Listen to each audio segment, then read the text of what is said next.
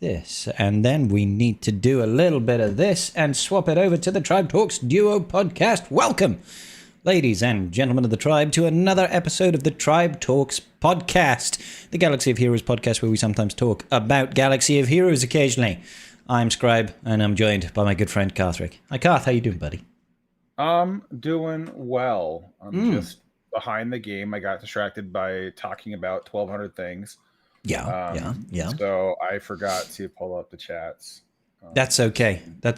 You know what else we forgot to do is, I say we, it was me. I didn't ping the chat to say, hey guys, if you got any questions. I tried so hard. I tried so hard.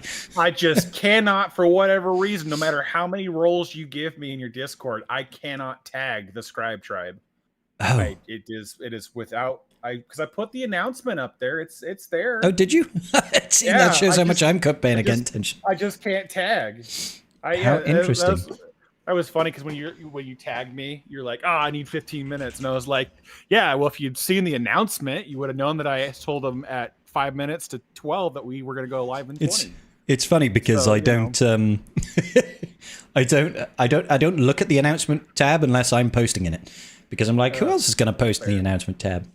I tried so hard, but I apparently just lacked the ability to tag the correct people. So that's fine. Whatever, it's fine. That's fine. We'll use this as an impromptu way of saying, hey guys, if you've got any questions for the podcast today, go to the Discord Tribe Talks questions channel and say, hey, what's up, you bunch of nerds? Got some questions for you. How's your Easter Sunday going? How's your Good Friday? Boring. It was just like any old weekend, Scribe. I hung out with the wife on Friday, and then she went to go visit her boring? grandpa. Oh, Carth, you're in the now, mate. No. She left Saturday morning to go. Oh, that's why it's boring. To go visit her grandpa, and she won't be back until for a couple hours from now, and so it's like was home by myself, so I played a lot of video games, and then that's it. That's what video games did what video games did you play? Just Swoga and the Division 2. I remember you saying you were getting back into Division 2. I like it. It's just equally I hate the end game. I don't hate it. I just don't have the time to commit to it. That's a better way of phrasing it. Okay. Is it massively grindy, is it? It can be, especially if you want to be good, and so my competitive nature wants me to be good. But the time, dude, and the drive to grind. it's just I can spend you have to spend especially for how far behind I am because I haven't played the game in 6 years. Just trying to catch up to where top players are at is just insurmountable. Yeah. And so it's just I don't really want to do this. Fair. But I don't blame anyways, it's still a fun way for me to pass the time in between. So I enjoy playing it. Yeah, I've never played either one. I remember looking at the trailer announcement for the original Division, and I was thinking, wow, that looks like a really cool game. And then I never played it. The first one I would argue is still better than the second one. Oh, really? Okay. Why so? No, partly just the core gameplay loop I think was better because it was just. I think when they did the second one, they didn't really bake enough time in between the first game and the second game. There was only 2-3 years in between the release. Okay. And I feel like the first game was fun at the beginning, and then they started building onto it. They basically dropped the ball, spent a year trying to get the game back to being playable. And then we're like, oh yeah, now that the game's finally in a decent spot and we could actually do something with it and people are enjoying it again, we're going to the Division 2 now. So bye. Okay. And then the Division 2 lacked most of the game modes that were available in Division 1. And it's wait a minute. So it's the Division 1 had a lot of fun PvE and PvP endgame modes, and so there was a lot of fun things to do that they're 8 years later they're finally bringing survival back to the game. 8 years, and they're bringing back a game mode that was in the previous game. Yeah, exactly. So it's just That's such a weird choice. I know. It's so weird to me. And I think at the 10-year mark is when they plan to launching the Division 3, which fine, no big deal. I'm okay with starting at ground zero again. But yeah, it's just everybody it's will one be, of those right? things where there's just one of those things where I feel like the first game, when they got everything kind of ironed out, was in a really good spot. And they basically just said, yeah, we're done with this. We're going to the next one. And so they've been keeping it alive. You can still go back and play it now. It's really fun. They but the new one's just like they have so much cumbersome mechanics at the end game that it doesn't feel as fun. I like the factions a lot more in the first one. That there's just a whole slew of things. Anyways, I don't care for it. Yep, that's fair. That's fair. It seems weird. I wonder if it's a deliberate thing, right? To give them like a content release path to be like, we had all this shit in the previous game, but we're not going to give it to you right away. We're just going to drip feed it over the next 10 years. Oh yeah. Well, honestly, what ended up happening, the big reason to go from the Division 1 to Division 2 was monetization, because there was the Division 1 wasn't set up for the same monetization. It was set up for like DLC content releases. Okay. And not like live service. Yeah, it wasn't really live servicey, and they did do loot boxes in that for their kind of a live service thing, but you know, it went the World of Warcraft route where it was just like, let's just keep doing cosmetics and no content because you guys pay us, you know, $10 a month for a new skin, but you won't pay us for, you know, we can't create content that quickly. So anyways, that's they went that route, and then this one is the, you know, the whole battle pass and seasons and sure like the staples that you see in a live service game. It is funny. I can't remember if I think it was WoW that had that silly business model where they're like, we can spend, you know, millions creating an expansion pass, but you know, there's a $15 skin that will generate more revenue than the expansion pass does across its entire life cycle. It's like, I think that $15 mount made more for the company than I think all of StarCraft 2 did, which is so disappointing because StarCraft 2 is awesome. Yeah. But it just goes to tell you how dumb the consumer base is, and I'm equally a part of that being dumb consumer base. You know, where you're willing to spend money on cosmetics or whatever else, and so it's like, well, of course they're going to cater to that. It took some guy, you know, let's be generous and say 30 days to, you know, go to concept to ready to release, and I don't think that's accurate, but let's just say that's a 30-day cycle, and you know, it's like, and if you get 1,000 people to buy that for $10, I'm like, that guy is been paid for, and the game's doing great. So it's like, if you can get several thousand to do it, you know, it's like when CG first brought the Relic 9 cup pack out for $5, and then all of a sudden there was like 400 Relic 9 cups. I'm like, do the math. Not 400, 4,000 or 40. No. It was a lot more than 400. Yeah, I'm sorry, 400,000. Sorry. You know, just do the math on that, and it gets really nutty really quick. It's just like, all right, yeah, they did nothing, got paid, and didn't break the economy in any way, because who gives a fuck if you've got an R9 cup? Even with Cobb Vanth coming to the game, and the R10 now. I don't know what he does. Like, that's the part that kills me. Is like, I don't know what Cup is going to do on that team. But before we go into that, how do you feel about Cobb Vanth? I find it really funny that, I think it was last week, Tribe Talks, we were talking about, we should get Cobb Vanth come to the game. Yeah, I know, right? and we don't have an inside track or anything at CG. We just have really good clairvoyant crystal balls.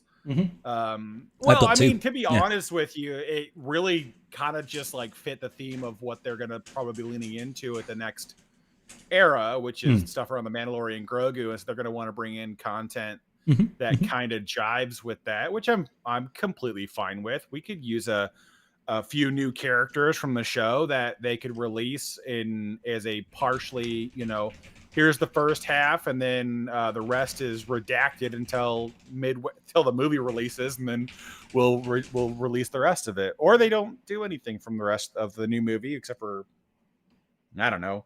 What we could possibly see, Sheriff Dune and Magistrate Karga. There's. I'd like to have Magistrate Karga. That would be a good move. I would like to do anything besides Cup and Kara, like OG Kara. OG Kara has basically no functionality on that team. I feel, yeah, I see where you're coming from, but I feel like none of them really have any functionality. Well, not real synergy.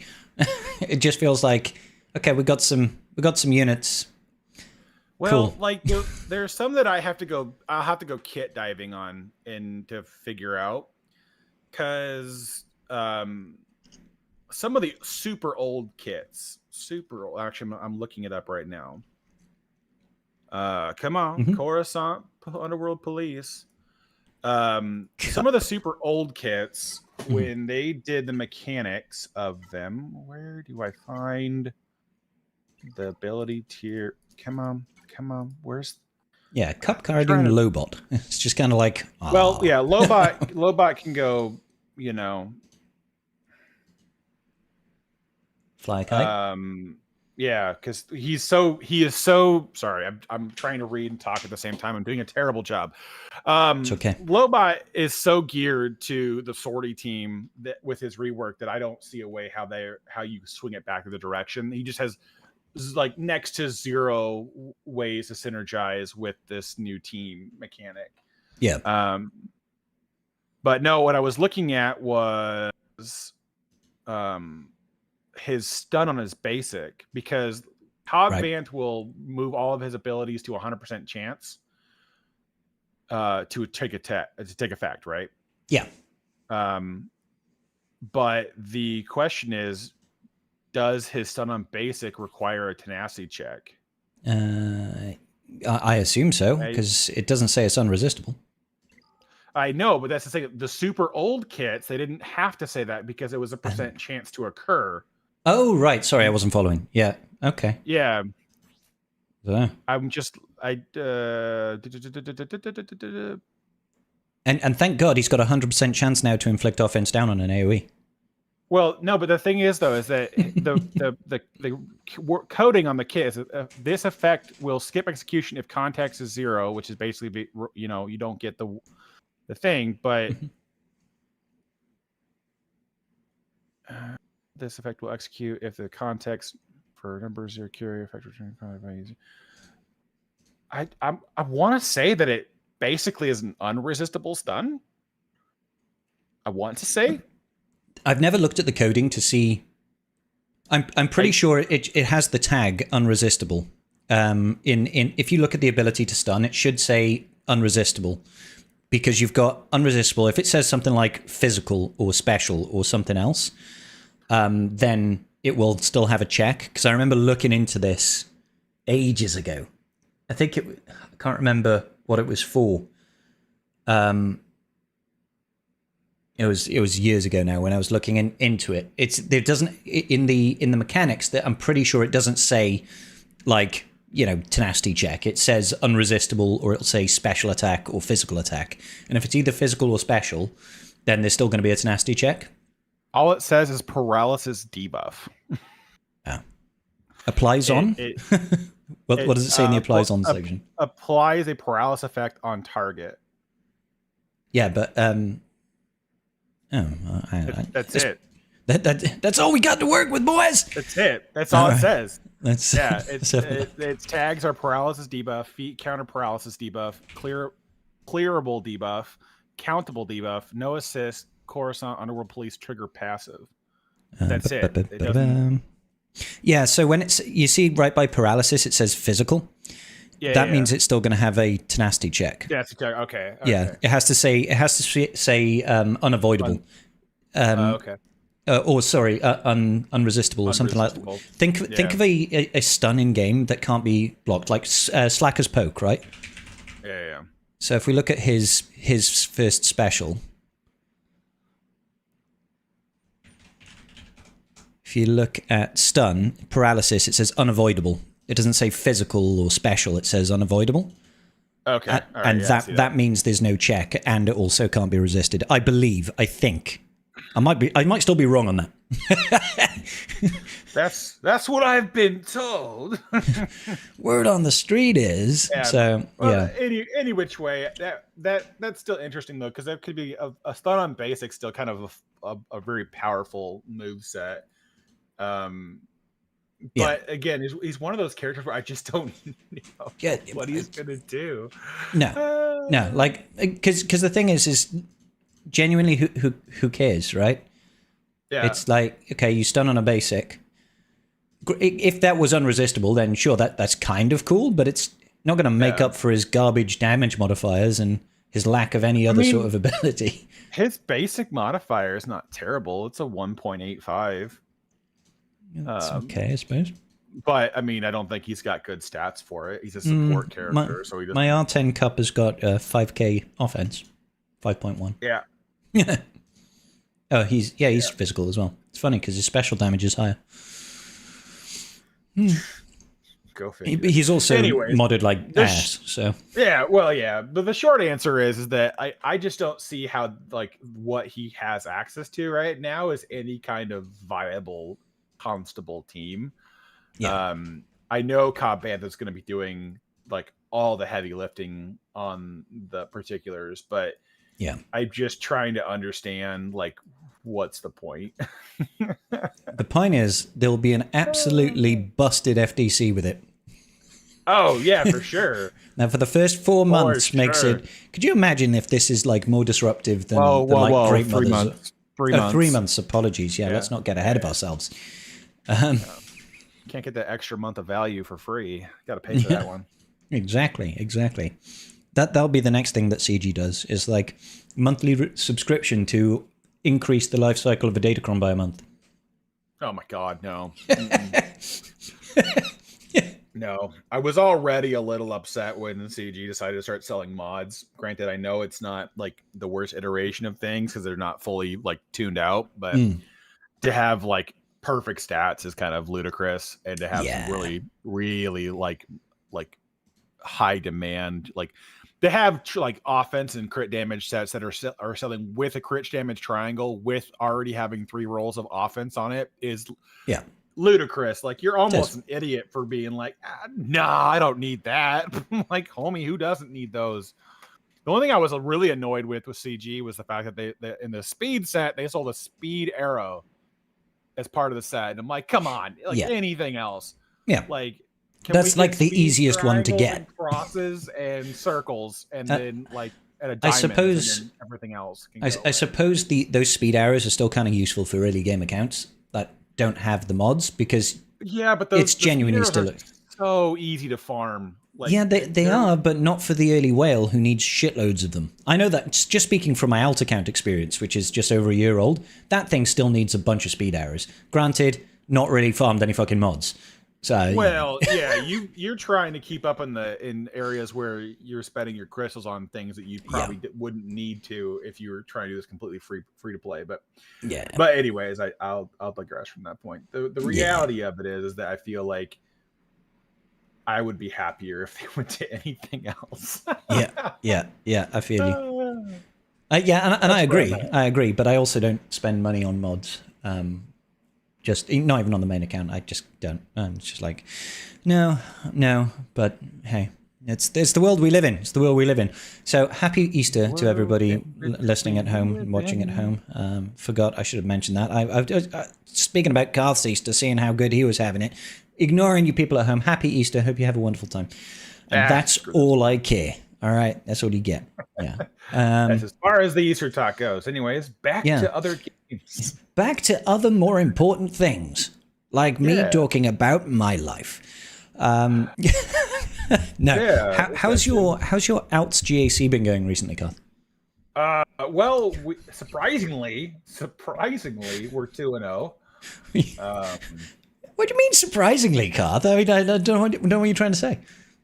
I mean, I was really impressed by Friday's performance. I actually finished I honestly thought you quit attacking. I honestly thought you quit attacking because I finished half of those battles after I finished streaming. I just kept playing after that. I was like, oh yeah, I need to finish this gag. Yeah, right. Because I once you joined with the VC, I was like, this is over. Like, he's not going to continue fighting. And I honestly thought you'd quit playing. And I was right. You did quit playing, but yeah, you did finish it. Ironically, my opponent just had a harder time clearing, and like even maybe he was drunker than I was.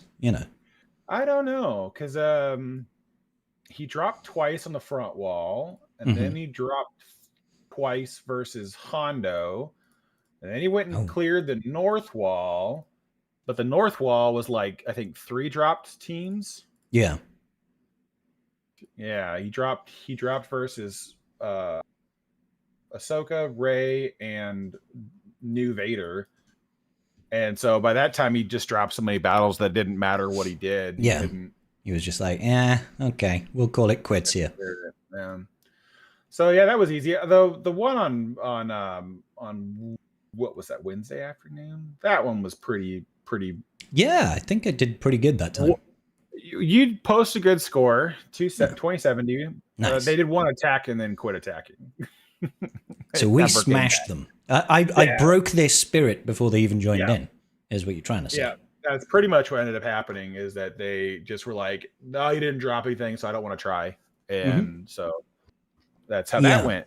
So for context there, I may or may not have forgotten to sign up to GAC on my main account after spending a long time remodding the entire account for 3v3 and being like, yeah, this will be really good. And apparently I just didn't click the sign up button. So Karth very generously let me use his alt account for this week to play through GAC. Well, you needed some content. Well, I could have streamed GAC on Baby Gak, but it would be over in about 15 minutes. So I was like, I need something with a bit more meat on the bones over here. That's an aggressive time frame. Yeah, it's like, all right, Speed Gak takes on a new meaning. Fail against the first team, and we're done. Pretty much. That's pretty much how it would go. So yeah, no, I have no problem with that. I might have handicapped you pretty aggressively on the last fight, though. I'm gonna. I really? What did we lose? I can't remember. I put a whole bunch of. I changed up the defense pretty aggressively. So well, see. We had Satil for offense. Did I actually use Satil against Stranger? Yeah. Oh, we did. And we won. Yeah. Sick. Crushed. Well, because. Yeah. Oh, yeah. We did crush it completely. Yeah. 25% turn meter with 150% protection on it. And just like, oh, would you look at that? They died. Like, I think literally Starkiller died in the first assist from Revan. Yeah. Just immediately. Just disappeared. Came over. Yeah. And it was just like, no. Anyways, back to the back shit. So it's very depressing, man. Like I'm so annoyed that Satil has such easy counters. Yeah, she does. Between like Great Mothers and C Solo and just a few other things. So it's like, but I mean, she does do a really good job on offense. But no, I moved. That was the wrong button to click. I moved some things around for defense this go around to kind of keep it fresh. More GLs on defense, so that way you can quit your belly aching about leaving too much. And See, I don't really remember a whole lot about that stream. No, that was your Wednesday stream. Your Wednesday stream, you were belly aching about I had left too much on offense. On offense. Oh, right. I had too many toys to play with. Well, yeah, I mean, to be honest, your Datacrons alone was just obnoxiously good. I was just like, what the fuck, Garth? Like, you've got a bunch on defense, and then I still had like 6 or 7 250 plus defense percentiles to use on offense. I was like, this just makes things a joke. Yeah, well, it's great when not everybody has infinite access to the reroll mats. Yeah, well, there's reroll mats and really good crons. That really helps. But the other thing too is that with that set dusting, I still that was the last 4-month Datacron set that was there. So I mean, I had like over 2,000 of each one. So once I got the important crons down, all I did on that account was get 25% Terminator level 3s or a tank level 3, and then just either stack a bunch of defense on it. I got a couple that are stacked for a ton of armor pen and crit damage, just so that you have a way to counteract, people that have a ton of defense on their shit. Yeah. But that's about it. I mean, there's not much else to farm with that one, but I did farm a little bit more on this set than I normally would have because of the Terminator and defense on dark side. So it's just like, deal with the problem. You jokers. And this is the thing that blew my mind about this Datacron set is the defense rolls are really high this set, I feel. They're what they've been. They haven't changed. Is it always been this high? The only thing that they changed after all the farming was the level 1 and 2 stat rolls. Mm-hmm.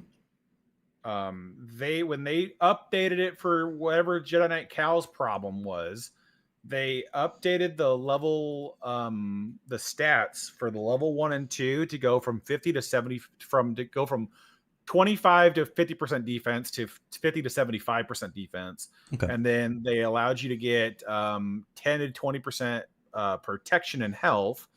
Then your I wonder why they changed the stats then.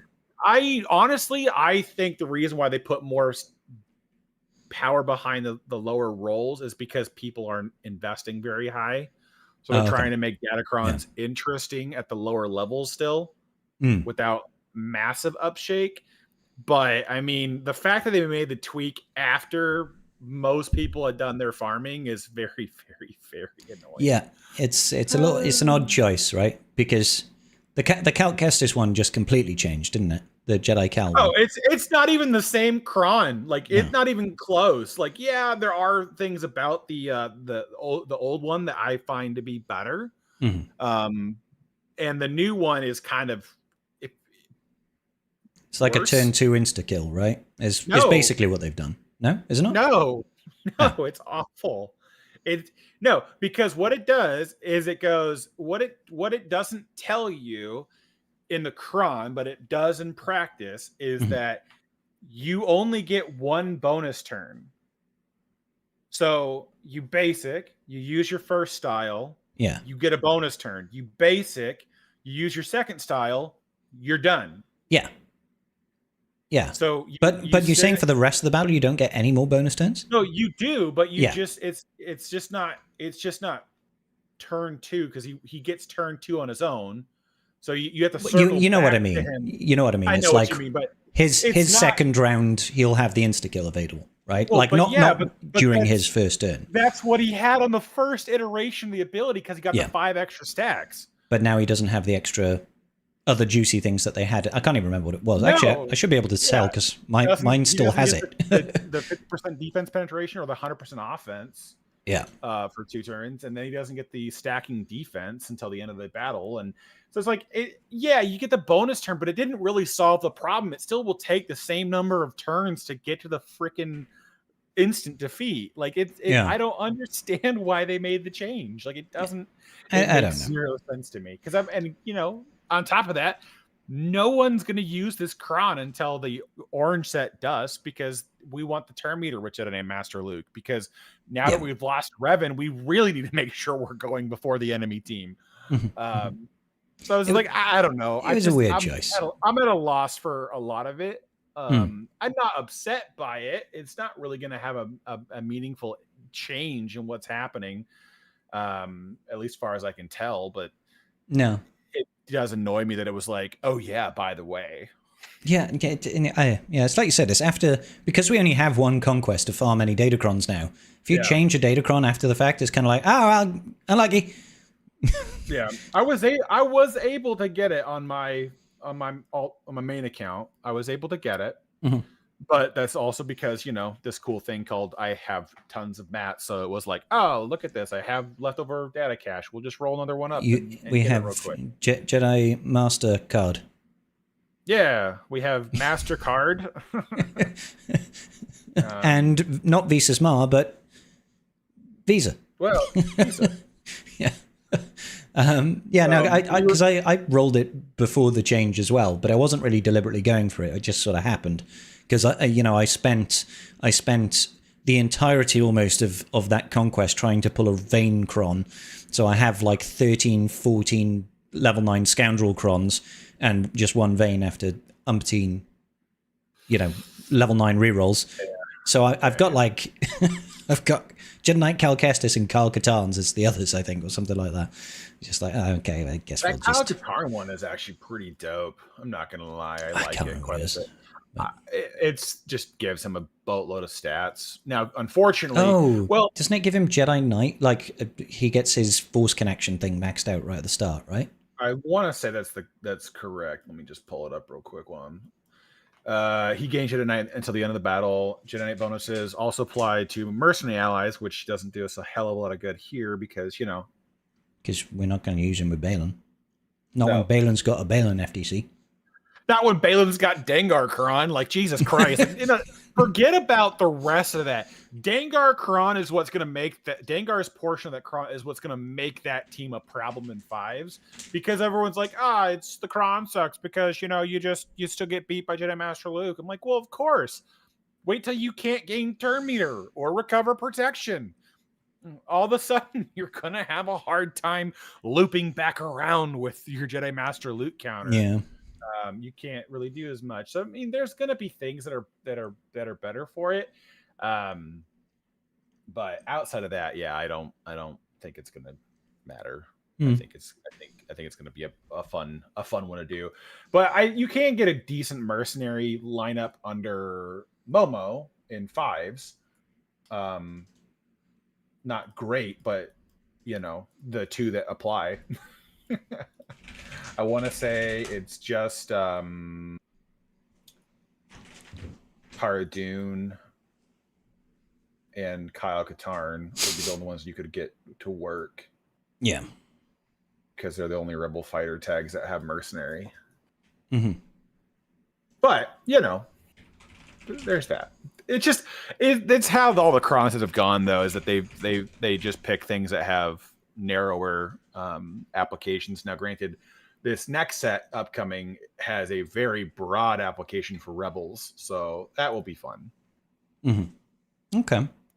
Yeah. I haven't really looked too much into this next set. I remember taking a glance and thinking there were some really strong ones there. Being like, but I can't remember it off the top of my head. It's been a very, very busy weekend. Well, Drogon Kron is back. And yeah, the Drogon Kron is obnoxious. Doesn't it start with Keen Stratagem on everybody? Yeah. So that'll be back, and there's a couple other. There's a lot of decent Rebel ones in the level 9s. The level 6 is kind of a whatever, and so is level 3. But the Grand Inquisitor one is back as well. Yeah, except for you're not going to use it except for in TW. Yeah, I mean that's what it's for. Usually, the other one, and then basically they're low key providing back as well. Yeah, that's the one that I'm like, yay! Because that was obnoxious. I remember that team. It's like, hey, you better kill Chirrut and Baze pretty quickly because you give them a minute and a half and they're going to start one-tapping everybody. Yeah. Well, and it's their last hurrah before they lose Luthen, and then they're just dog shit. Yeah, exactly. It's just like, I don't understand. Like, I'm kind of like low-key looking at this next era, and I'm like, so you guys like doing anything to put these teams back together, or are we just kind of like forgetting about Saw existing for a fat minute, and we're gonna just try to Momo our way to victory later in our careers? Because Momo is somewhat still viable in 5v5 in certain applications, but without Luthen, Saw is going to be a complete dud. So Saw's going to be a complete dud after losing Luthen. Yeah. Can I kill? Try and do my fleet climb. I'm doing it very poorly. Yeah. Apologies, I just had to send a message to somebody. So fun my times. finger is so big. I got a massive finger. I got a huge finger. I love that. It did give me a bit of a laugh seeing that the name of the Datacron set is Edict and Uprising, and I'm just like, Edict Uprising. Okay. They had some fun with that name. There's some tongue-in-cheek action going on there. Edict and Uprising in one sentence. Yeah, sometimes you're like, how do they get past quality control? Like, How did they slip that one in there? Everyone was just like, yeah, let it go, let it go, let it go, let it go, let it go. Nobody will notice. Nobody will notice. It'll be fine. Now, I mean, that one's kind of a fun one too, to be honest with you. There's a lot of things in this set, but it's again, the reason to go heavy in this next set is solely because of the stats again. Like, you don't really care about anything about the rest of it. Come on, where's the stupid thing?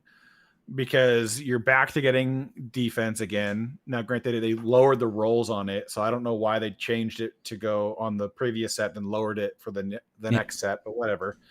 But defense is always a very important one. Oh, they went back to. Sorry, I thought they had defense penetration. It's armor penetration again. Armor pen, yeah. Which is funny because it's got a Drogencron. You would expect resistance pen would be there, but well, I thought they put on defense or just defense penetration, which was going to be like the other thing I was just about to go on was like that's the reason to go heavy on this set. Well, because it's defense penetration applies to both, and so you can. There's more reason to farm up these sets for offensive purposes, but nope, that's gone. So no one cares about that again. Man, why would they? Whatever. Anyways, the short of it is, again, you're back into the same stride of defense and turn meter on level 3s, at least for the dark side, and defense stats overall. So they're good crons to just kind of take advantage of, because defense is always the stat that just screws with people's counters because things don't die fast enough, and then all of a sudden, your Inquisitor counter to Saw Gerrera Rebel Fighters is just going right to hell because you've lost your control, and now they're just rising up against you and overturning everything.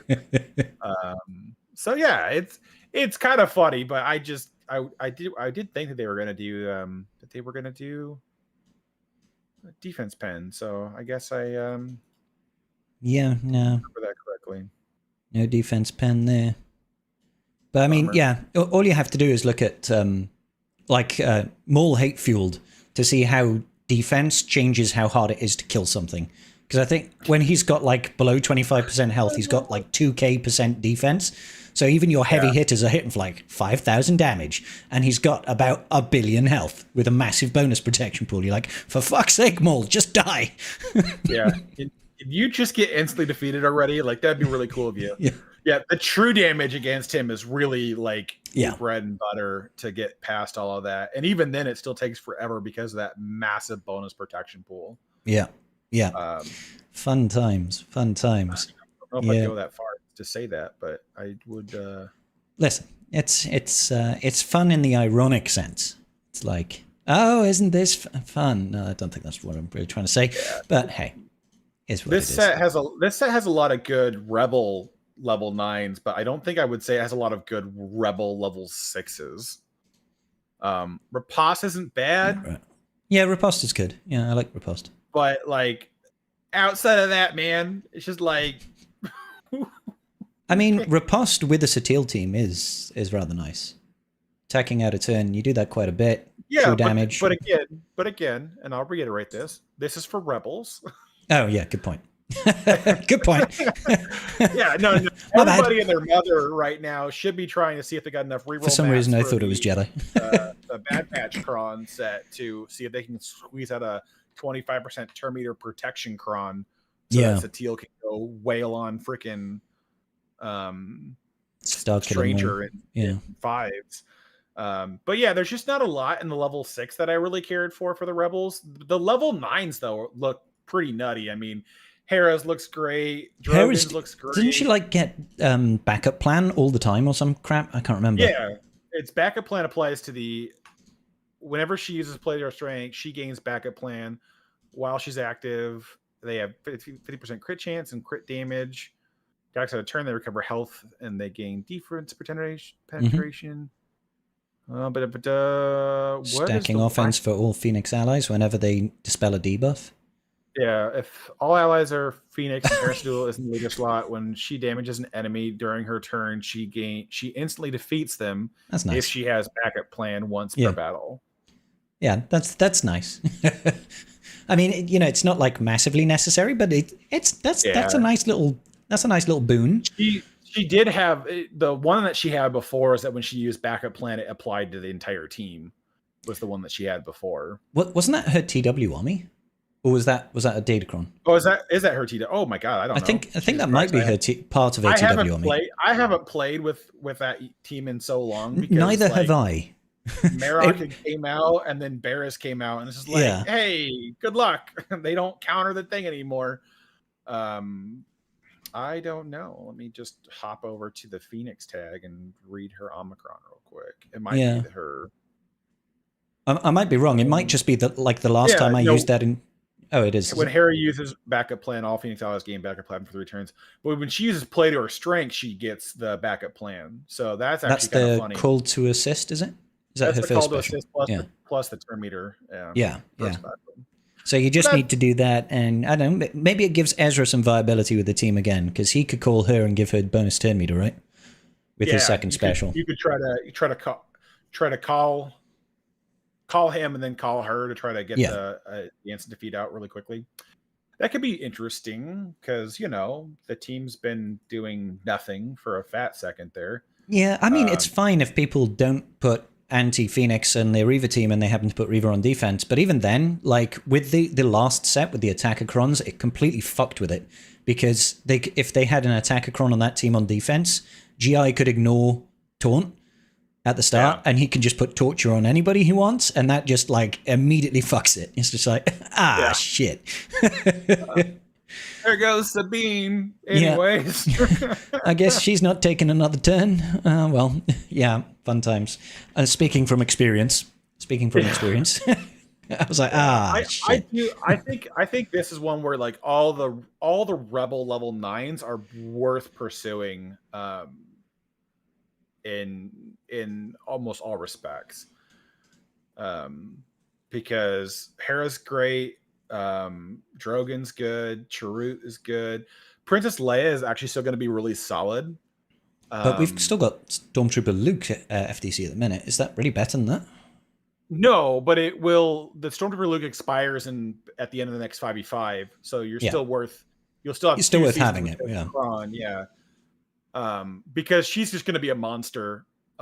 Because she'll just take so many turns.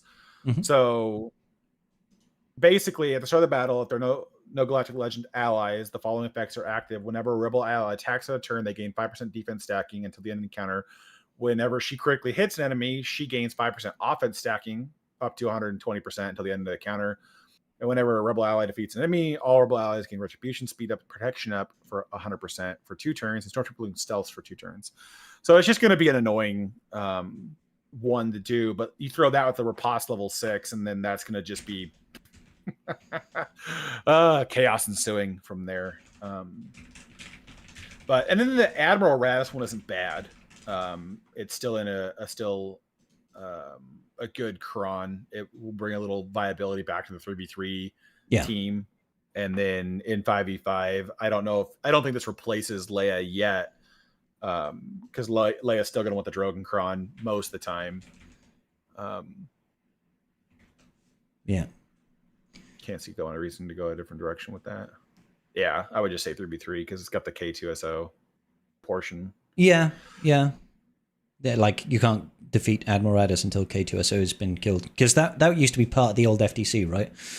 Yeah, because there was actually, I don't think the benefit for K2SO was massive, was it? Didn't it make him strip turn meter or something when he lost Taunt or something? But yeah, which he does do a lot, but it still has a potency check, and so if you don't mod K2SO for potency, which is ludicrous way to mod the guy.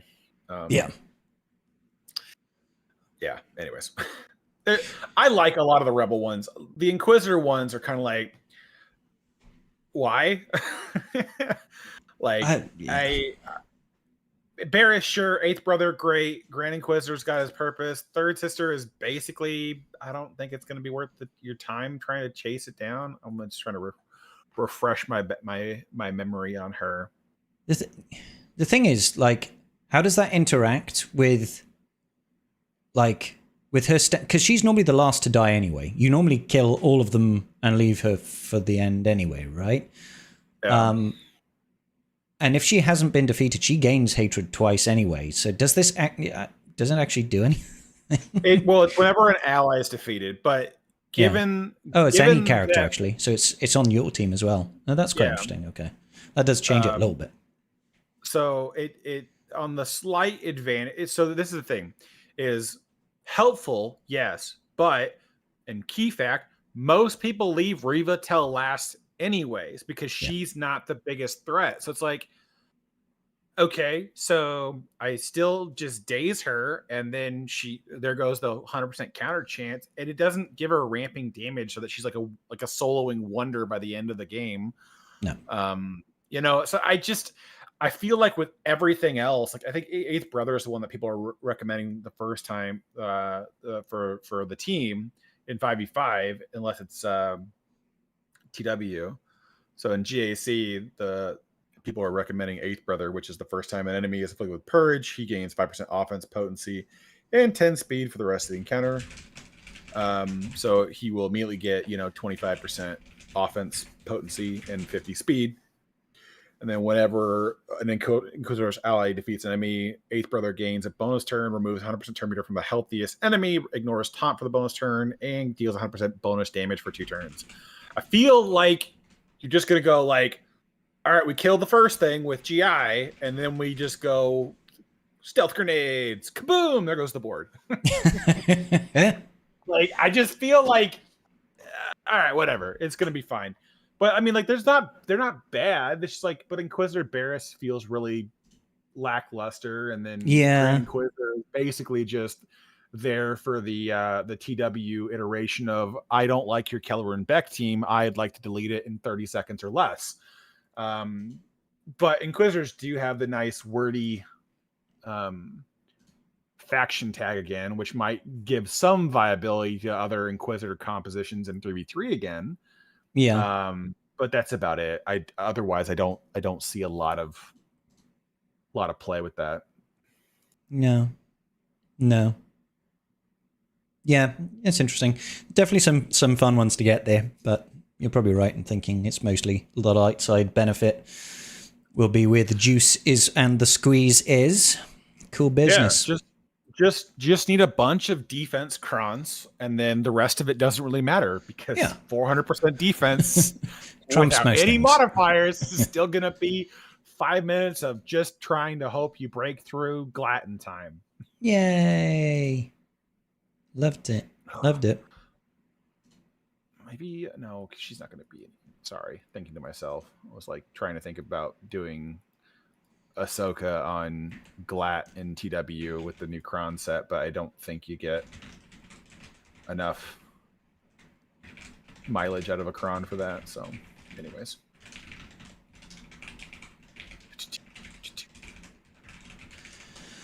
All right, cool. I've not checked to see if we've had a bunch of Tribe Talks questions, but we should probably. We've had some. We have had some. Okay, well let's get cracking, shall we? Let's get cracking with the community questions for the class. We're starting off with Tralax. He says, "Can either of you think of a worse Conquest character, presumably than Cobb Vanth?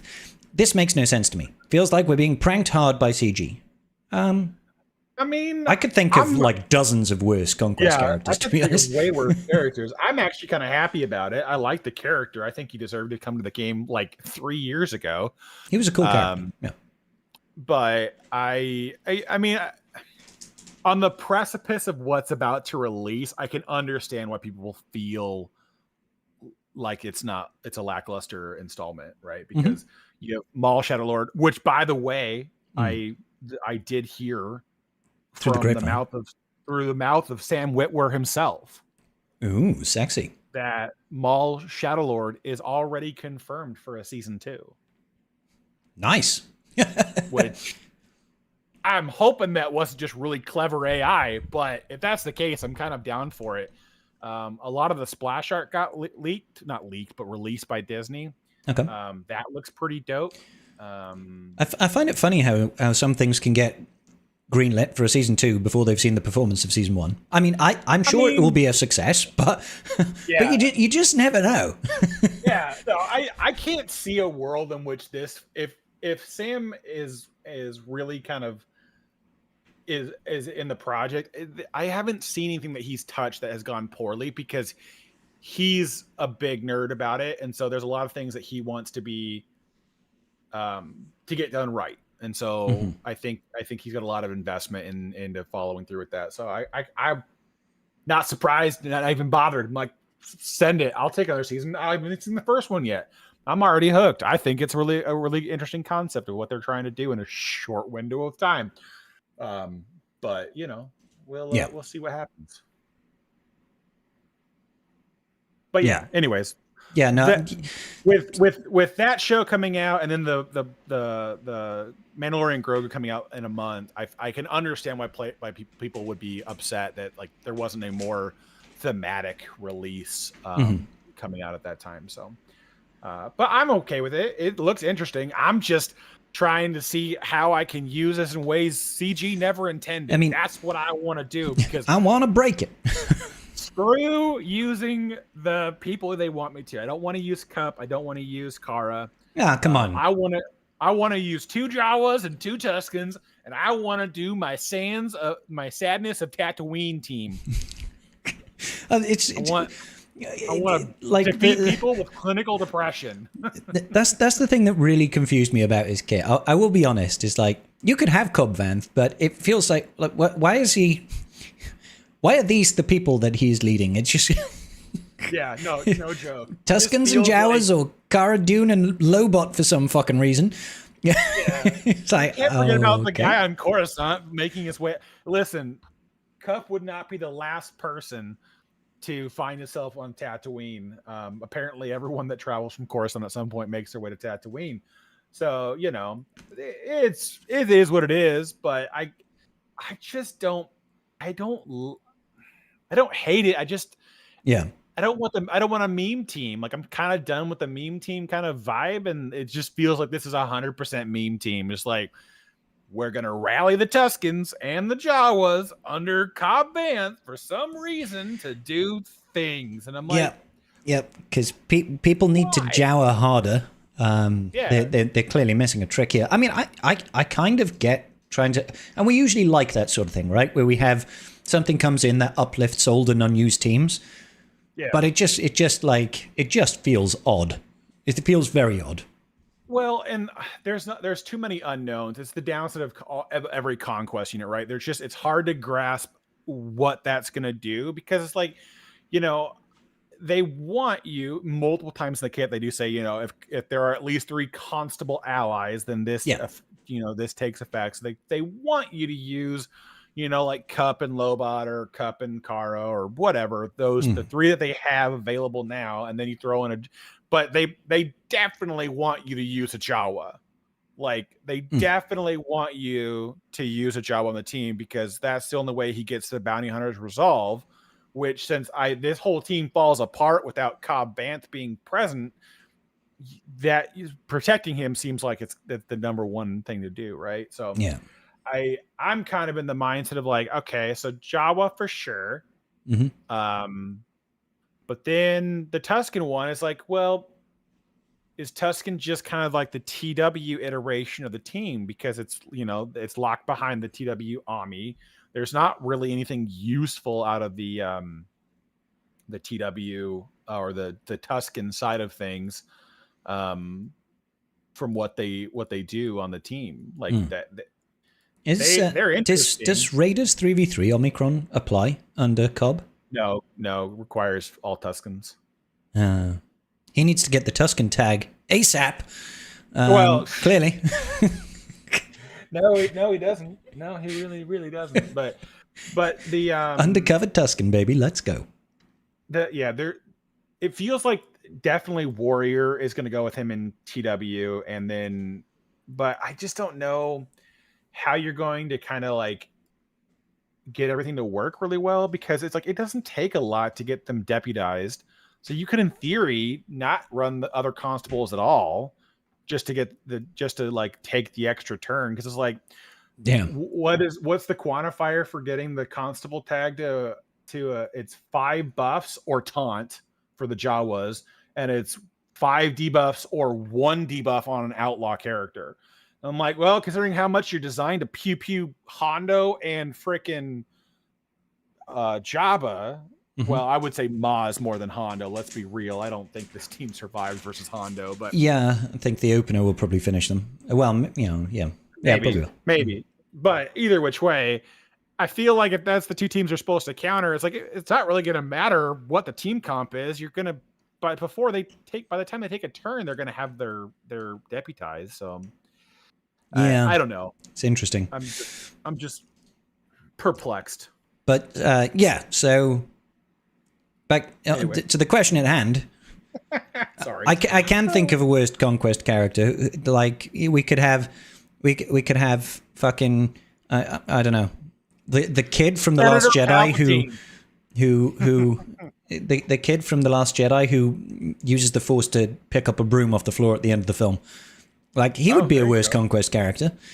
You know, we could say that about anything. I do feel like it's a bit of a weird choice thematically. I like the character himself. I wanted to see in the game for ages. So, but this is not the way I would have imagined him being in the game at all. Yeah, that's fair. As a conquest, I don't think I would have seen that either. Yeah. So. Next question comes from Snowstacks. He says, I know a lot of questions have been asked about Spider Maul. I have another one to add to the pile. Oh, thank you, Snowstacks. Question. If Spider Maul comes out later, there is a higher chance of more people unlocking him at 7 stars. Do you think CG is leaning more towards a bigger advantage for those investing early, even if that means other people can unlock the character in the future on future event returns? I think personally that CG knows if people don't get a legendary character on the first release, the amount of income they generate from getting it on the second release is fuck all. Like, you either whale straight away and get the character on release. You don't whale very hard to get it if it comes out 3 months later. So they probably don't care. They don't care if you unlock him in 3 months or 6 months. They went with the stick on this option, and not literally, but just in the proverbial sense of we're going to make the wait so long in between his first release and when he returns that you are going to see a detriment, air quotes on that, to performance because you didn't get it at the beginning. Now, granted, if they're going to keep doing this FDC carry me harder bullshit, it's not going to matter. But granted, I think the Maul one's a unique case. The character is so viable in his own right, and with everything else that he put into, Maul is doing a lot more than people would have really thought he was capable of without being 7 stars, and probably a lot more than what Cassian will do at 5 stars. Yeah, my guess is that Cassian's not gonna be, even with the FDC, is not gonna be out there just face tanking every GL and being like, "What? Come at me, bro!" Like I feel like that's not gonna be the case. I could be wrong. I was expecting a lot less out of Satele when she came to the game, and she's doing quite a bit. So part of Satele though is that it's because the fact that there's a light side 25% turn meter cron that's getting her to taunt. Without that, she would just get crushed by a lot of things, because then they would just assist against her and kill her, or anybody on the team. So it's one of those things to where I feel like, I mean, even with it, I mean, I suppose that's when we're using it in offense. I think offensive, she will have some viability, and I wouldn't be surprised if we do see an FDC for her as well. For sure. You know, a specific one for her, that's probably going to be all kinds of busted. So, I mean, I can almost guarantee they just haven't come to the game yet, but there should be an FDC set coming with this Datacron set. They just haven't apparently released it yet. I haven't asked Meathead, because we had this before, didn't we? Was it 2 FDC sets ago where they're just like, "Oh, we're not doing an FDC this time around"? Yeah, the set that's literally dusting in 2 weeks didn't have FDCs with it. Yeah, and we did back-to-back FDCs, so it's like, is it just like 1 month off, 2 months on with FTC. I don't know. We're still in clarity. the midst of figuring this out. Welcome to the dark abyss that is CG giving us information on minor details. Yeah, that massively impacted the game. yeah. Funny. Oh dear me. I think they know what they're doing. They're just trying to push players to getting one-day unlocks by making the return of the event take for a lot longer.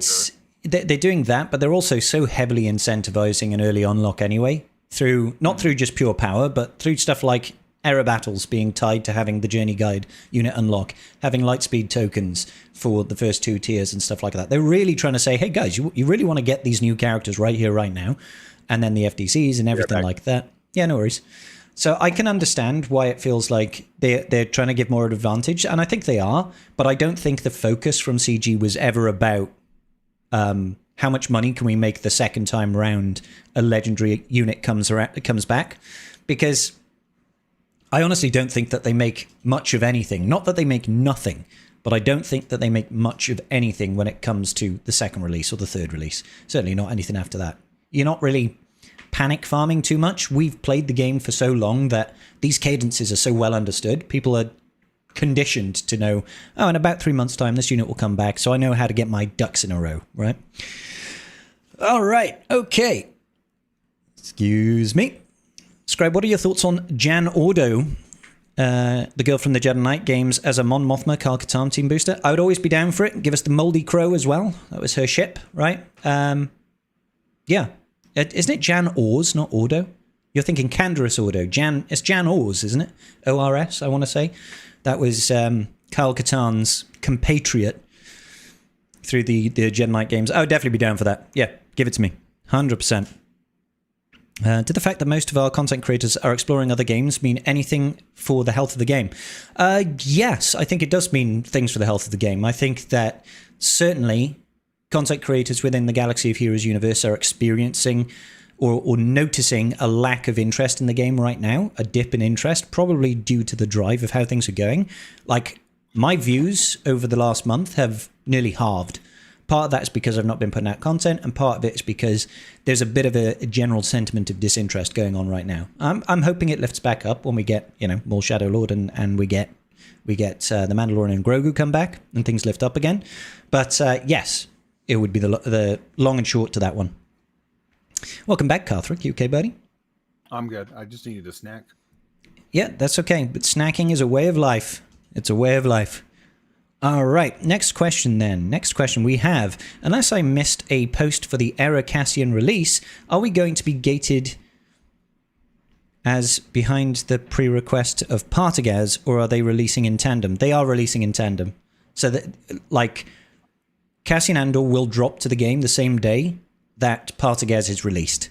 So they'll come out in tandem. So yes, Tuesday this week, people will be unlocking Cassian and Partagaz at the same time. So it's just, you have to, I believe for the first tier, you need to get, is it Partagaz to 45 or something like that? I can't remember. Could be Dedra. 45. Well, Dedra's the first one. Partagaz is the second one. No, I think it's Velen Cinta, isn't it? The second one? I think it's Velen Cinta to 55 for tier 2. I might be wrong on that. Hang on. It requires Partagaz for the event, though. Yes, yeah, you need to have Partagaz. That's unquestionable. Tier 2, you need to have Partagaz at 5 stars. You need to use Cinta and Vel at 55. Tier 3 then is the KX security droid at 70. And the final tier is a borrowed unit. So it's got no other requirements, apparently. Except for the fact that you need everybody at 85. So yeah, you use Cassian. 7 stars and 85 across the board. He's basically free, guys. He's basically free. You can get those 100 shards at the end for nothing. Like it's free. Yeah. That's kind of your reward. If you made it that far, you wailed that hard, you just get him for 7 stars. That's sarcasm, guys. Okay, cool. Eric says, what are your initial thoughts on what will be the ideal team in Gag for Cobb to beat Jabba? We kind of spoke about it. Karth wants to not use anything but Tuskens and Jawas, and that's going to be his ideal team. I want to use Scavenger, Chief Nabbit, Tusken chieftain and Tusken warrior is what I want to do. Hmm. I don't know if that's going to do me any good, but I'm happy Fuck it, to we try. ball. Yeah. No joke. Just like, meh, who cares? Useless team, go Burr. Yeah, I genuinely don't know, because it like, this is the thing that confuses me about Cobb, is like, I look at who he has as support units and I think these are just kind of shit units, basically. Like, you look at his kit and you see this, there's so much there around, being able to ignore taunts and stuff like that, and thermal detonators and all this sort of bollocks. And you're like, oh, this seems custom build. What was it? The outlaw debuff that you can put on pirates and scoundrels and bounty hunters and stuff like that. And you're like, it's designed to beat things like Jabber and pirates and fucking whatever kind of scoundrel you like. The actual logistics of it, I don't know. Cobb Vanth and stuff, I guess. And hope and pray and prayers and dreams. We did say, this was, I think, earlier, either before the show, but there is a small chance that they might maybe introduce additional other constable constables tags with the next era, considering that'll be around the Mandalorian series. So there is a chance they do that there, and we get a more ideal team of 3. That's all I got for you. That's all I got. Yeah, we were talking about a new Grief Karga, right? Yeah, Magistrate Karga. Yeah. I'm almost surprised he wasn't one already. I know he wasn't necessarily a law-abiding citizen in the first season of Mando or anything like that. He was basically a bounty hunter pimp. Let's be real. But yeah, it is what it is. So I'm not sure on the actual ideal team, but we will find out. I feel like it's just going to be Cobb carrying hard with a Datacron. Mayday asks, do you think it's worth hoarding lightspeed tokens for the new raid or investing in future farms? Thanks, I apologize if this question has been asked before. I don't think we've had this question asked before, Mayday. But, I mean, you could, but honestly, you might as well just wait until they say, by the way, a new raid is coming. Like, because even when they announce a new raid, it's probably not going to be for 3-4 months.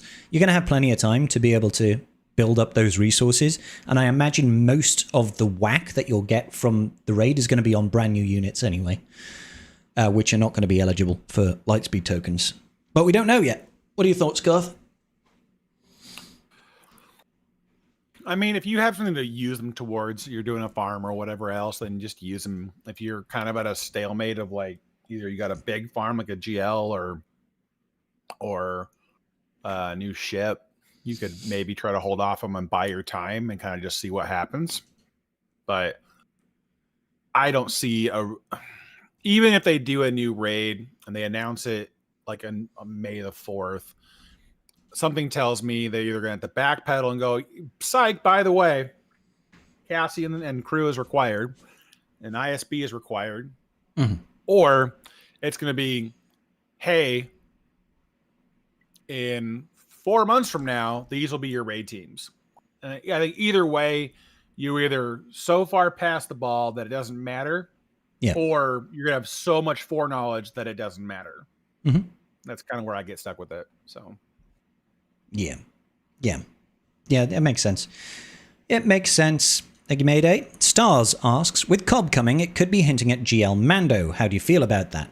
Personally, I think it's less worthy than even Hondo, who I can at least have a small amount of respect for, since he is truly for the profit, and brought a new interesting faction to the game.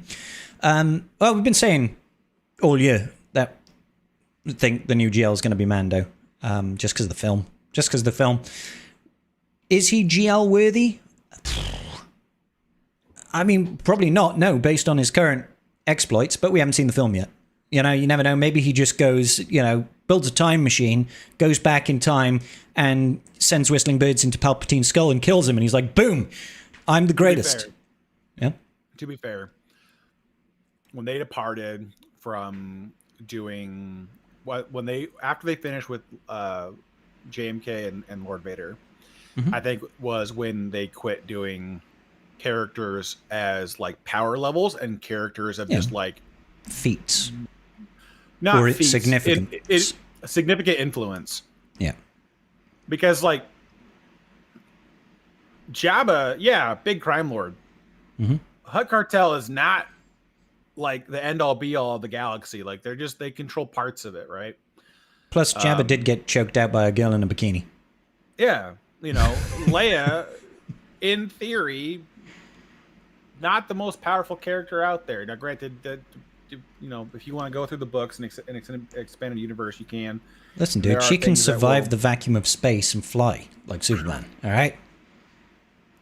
Whatever Mary Poppins could do, she can do better. All right. She could pull a lampshade out of a handbag. All right. Yeah. That's.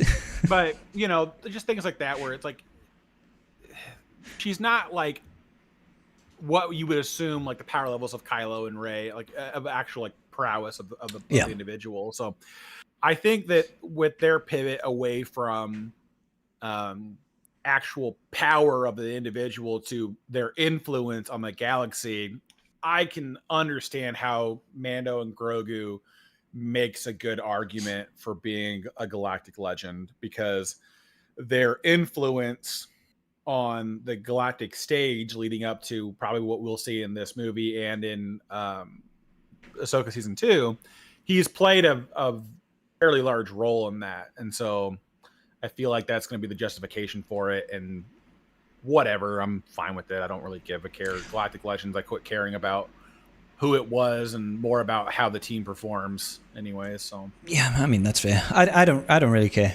Like it doesn't bother me. It's just a tag at the end of the day. I know they're supposed to be the most powerful units in terms of gameplay sense, because that's how CG described them, as like the ultimate level of power within the game, not necessarily correlating to individuals' power.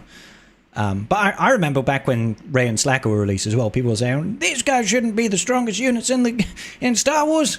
Rey's stronger than Luke. So, we had that back then as well. yeah. But hey, it is what it is. I'd rather just wait and see what happens in the film and what the kid is, and if we actually even get a GL Best Commander, we don't even know. But hey. Okay, Jack. I would also equally take a new fleet. I would take 2 new fleets, please. 2 new fleets in the bush. All right. Jack says, "What did you get for Easter?" I got a Toblerone Easter egg, and I made a lovely lamb dinner for Mrs. Scribbles and my brother who came round earlier today, and it was bloody delicious. All right. That's all I'll say. Karth, what did you get for Easter, buddy? It's like a headache. Coffee, was it? Beautiful. Made it myself. Oh, you got. See, nothing is greater than the gift of self-love, and by that I mean doing things for yourself, not doing things to yourself. All right, let's keep it clean. Let's keep it PG-ish. What are your first thoughts on Rey Palpatine, and any ideas on the sequel trilogy? Oh, okay. I mean, this is more broader Star Wars concept. Yeah, super broad stroke, but I don't care about the character in basically every sense fashionable. They didn't make her compelling to me. I don't mind the actress. She played the character well enough, but I think so much of the writing was so ham-fisted for the sequel trilogy that it just kind of ruined real development. Because so much of that became so the plot can happen that it just sorry. How do you get an accurate representation of what a character was supposed to be when their entire portrayal is just basically to move plot forward? They're not really doing anything interesting or getting to know them at all. Yeah. And the one time that we do get to know Rey is with her on a desert planet for 45 minutes, watching her scavenge and make dinner. So 1/4 portion. For thralling content there. So yeah, honestly, I feel like if they'd have cut out, Palpatine's her grandfather, I don't think it would have changed the story at all. Do you know what I mean? Like it wouldn't have. It's like if she was just a force sensitive person who is just on Jakku and she's just, she's Rey, it would have been absolutely fine. She didn't need to be the descendant of Palpatine. But hey, I think it speaks to. It was solely for the sake of trying to explain her power level in the universe and the bloodline of, I think Disney were just trying to play it really safe. Like, let's pull it nostalgia. What would be really cool? Descendant of Palpatine. People, and let's bring him back as well, because we desperately need to bring people back into the fold. That's how it felt like to me. I was like, Homie would have known if he had a force sensitive daughter. Like, sorry, granddaughter at that. Either way, yeah. He would have known. Like, he would have corrupted that girl from square one. Like, you look at everything that they were doing in the Clone Wars to track down force-sensitive children. Like, and now he's, like, completely blind to the fact that he has his own flesh and blood. Yeah, sorry. No. I think they were trying too hard to redo the same 3 movies, and then somebody got a hold of the controller and was like, but what if it made way less sense? And then we go onto that for the next 2 movies. What if it made no sense? Yeah. So I think that overall, I don't have a problem with the characters and how they exist. I more or less, I think the writing was so poor that it just didn't do anything justice. So I mean, I've said this many times. Like, I think there are parts of the sequel trilogy that are absolutely fine and enjoyable in isolation. Like, I enjoy The Force Awakens. I thought it was a good, fun movie. Is it just a rehash of A New Hope? Yeah, of course it is. It is almost beat for beat the same thing. I don't mind that. And, that's okay for me. It was new characters. It was interesting. Like, over time, when you take a step back and you look at it as a whole, as a trilogy, you're like, this could have definitely been better. There was a lack of cohesion, a lack of, beginning, middle, end to this trilogy that made any sort of sense, and that hurts it as a whole. But yeah, I will always look to enjoy new Star Wars content when it comes out. Try to, at the very least. And Jack finally says, not Swigger related, but do you play, and if so, like the Guardians of the Galaxy video games? Never played it. I think I have it. I think it was free on Epic like a year ago. So I was just like, oh, I'll take that. That's free. But I've never played it. Garth, you ever played that one? Nope. Negative. All right then. So next one coming up now, we've got, how do you like the changes they did to DCs after the fact Conquest was over? So we talked about this earlier in the show, right? We're talking about they completely changed Jedi Knight Cal Kestis' level 9. And they did it after it's a weird choice, to be fair, and I'm as baffled as you are. I don't know why. I'm not sure why. I don't know why they bothered touching it at all. It makes no sense to me. It didn't really change the power level of the level 9 a whole lot. Especially since it didn't change it on active crons. So I don't know what the play was there to tweak it. So I mean, unless there's another update where they're like, yeah, by the way, all your existing Cal Kestis crons are now going to have their level 9s changed. I don't know why it matters. Personal sentiment against it, I think that it doesn't move the needle. There's no reason to be upset by it. Like, yeah. If they changed that Cal Katarn, Jedi Knight Cal Kestis Datacron, and it went from pretty good to how it originally came out to be like absolutely freaking busted good, I would have more of an issue with it. But as it stands right now, if you didn't like it, it's not any more powerful. It's less powerful now. And if you've rolled it already, you've got it. Yeah, sure. Future people won't be able to get that version of the old Datacron, and that's a little bit shit. But I don't think it's going to make any meaningful difference to anybody's TW or GAC performance, personally. There's probably some fringe cases where it does, but almost negligible. It's going to be one of those things to where it's like, if I would still assume that for the next season of 5v5, you're still going to try to use 25% turn meter cron on the team over the Jedi Cal Kestis Kron. Like I don't see us changing to that right now, because you need to outrun so many things that Jedi Master Luke counters, that if you're not outrunning them, you're not countering them. So you don't, what's the Kron going to change? So I don't see that changing for a lot of other people on that front either. But again, I agree. They could have said more about it. They could have done other things to try to make it, a little bit more transparent as to why. But I feel like the over under on it is that it changes so little that, oh no. Yeah.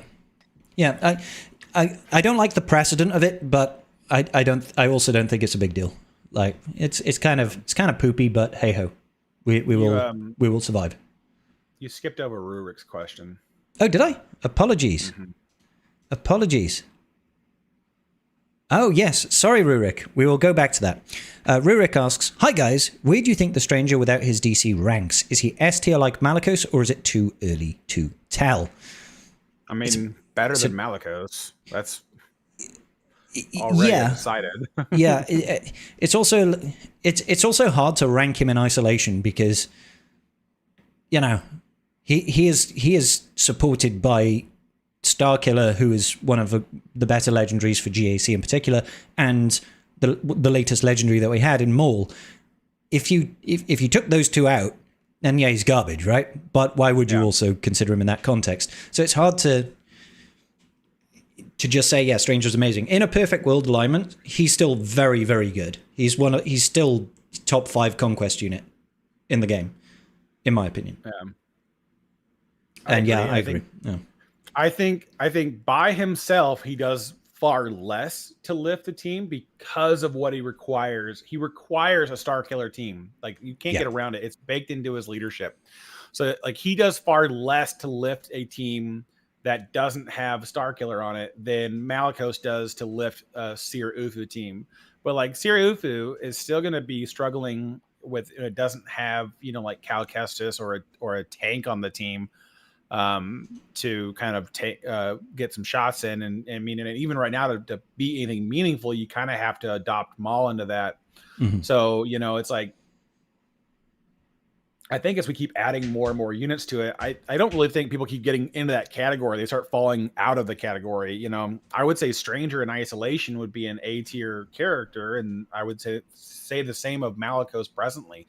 Malicos does require propping up to get to do his thing. It's like, he needs some form of another conquest unit on the team to be a threat. And, if you want to say that about the Stranger, then they're both in the same position. They're both good units, but they need support to be viable.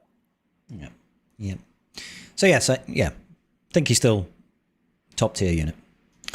Okay, so there was no post about it. I'm pretty sure they did do a post about the changes to the Datacron, but it wasn't exactly War and Peace. I think it was as simple as, by the way, we changed this. They said something about they were doing an update to adjust the cron, but I don't remember how explicit it was. I want to say that it was pretty vanilla. I know they mentioned it in the update. Yeah. Because they have the one for the Power for Hire set that was performing better than it was supposed to. Something like that. Yeah, there was definitely something like that stated. But yeah, no, I agree in principle. They should not be doing this sort of thing just carte blanche. It's just I don't think it's shady. I just think it's a bit silly. It's just like, you need to communicate these things ahead of time. If things need to be nerfed and corrected, then they need to be done so in transparency and upfront, not just, by the way, we've done this. I don't think it materially changes much right now in this instance. Next question is from Crusader, and he says, for Cassian, will they not give you error leveling currency when you will be unlocking him for 4 or 5 stars? If not, this is bad for free-to-play players if they spent only crystals. I believe they give you some materials, And if you have been playing through, you should have at least a little bit of excess currency to level up. Now, you won't get enough materials to level up every single unit. And Cassian, if you can beat the tier, you will have the currency.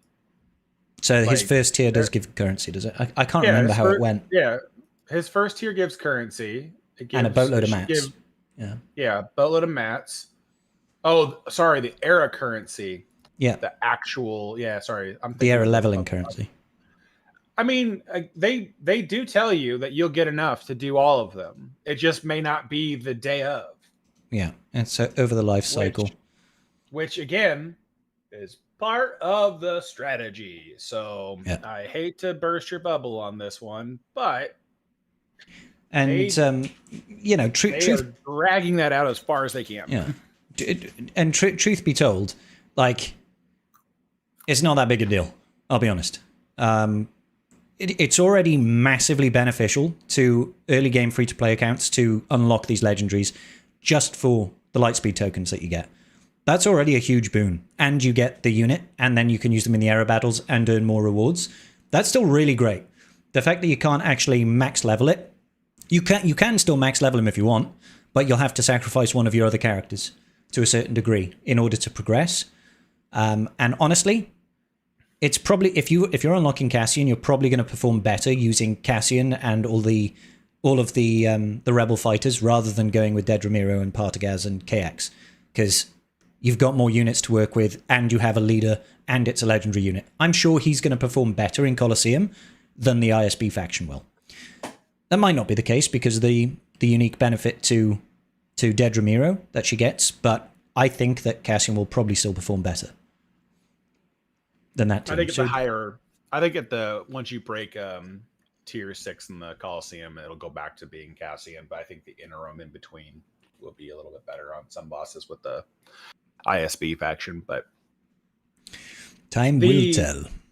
Yeah, they should be giving out the era currency for all 7 units in an era, if I remember correctly. Yeah, you'll easily get them over to 65. You just won't be able to take them all to 85. Or, no, but I mean, like you get caught at like it's like 74 or something. I'm trying to remember what my out got. Yeah, but I mean, hold on. If you're going past 65, you're spending. So free to play be damned at that point, which was part of their question. Yeah, was it hurts free to play. You can. You do get some materials to take some units to like 70, 75 if you've used crystals to get the marquees to 7-star. Because you do get some additional mats to break that hump without having to spend money. Because I did it on my main account, but it's not enough. It's on the last marquee, and it's enough to get like one character to 75, and you get enough material mats to take Cassian to 85. Yeah. But you don't get enough era currency to take him to 85. No. And again, it won't really matter. No. If you're not going to go full bore. So again, it's one of those things where it's like, I get where your head's at, but at the same time, the system is intentionally punitive to let anybody who's free to play doing beyond what they anticipate. It's how it's set up. Like, be mad about it all you want, but it is intentionally trying to get you to spend money. That's why it exists. That's kind of what the game is for from CG's perspective, for sure. All right. Alex Ninja Kid comes in with a question. He says, what do you think about CG fiddling with the shipment stores for the past couple of months, and what changes on top of your wish list in regards to stores? Oh, my God. They added more signal data, which is freaking great, but they just fucked it up. They fucked up the stuff. Yeah, sorta. They put sorta. Fragmented, not fragmented. What was it? The incomplete. Whatever the tier 1 is for Mark III raid currency. Oh, yeah. It's like it is fragmented. Sorry, fragmented. So the easiest signal data to farm. They gave us the most expensive material to use. It should be Mark 1, and I think incomplete should be Mark 1 too. I don't think it should be. Yeah. I don't think it should be Mark 2 currency. I don't think it should be anything but above Mark 1 for how much you're getting. Mm-hmm. I don't think you're going to break the bank with that refreshing. Yeah, I mean that's less than that. That's like you could get 20 fragmented signal data in a day without refreshing your your Cantina energy. I feel that's how easy that particular resource is to farm. And to ask for 2,100 Mark III raid currency is like, are we really saying that 20 fragmented is worth 4 Gerda keypads? I don't think so. Like, no. Like that cost an. But they've already said that that was a mistake. I don't know if that was supposed to be the tier 3 or if they just used the wrong currency. Because if they were both Mark 1 raid currency, I'd be like, yeah, sure, I'll buy that every single refresh. Like, without even looking at it. I'll just be like, that's not a bad one to do though, because like all I can do now with my Mark 1 is just keep adding it to gear I'm eventually going to dust into freaking relic materials anyway. So I was like, if you give me somewhere else to put the Mark 1 that I can put them towards relic materials in advance and just quit the conversion bullshit, then I'd be okay with that. So I mean, I'm happy they're still looking at stuff. I'm happy that the stores aren't in a perpetuous state of like, we will never change it. Like, that was their stance for a long time. Yeah. There was for like ages. 5 to 7 years where they were like, the stores will not change. We've added everything we're going to add to them. We will only add new store pages. We will not add anything else to them. And then that changed. So, I mean, they keep quietly adding more and more units to the Galactic War page. I do remember at a point in time when Omega was the last character there, and now we've got all the way to Nihilus. Yep. So they keep adding things into that, and so I'm okay with that.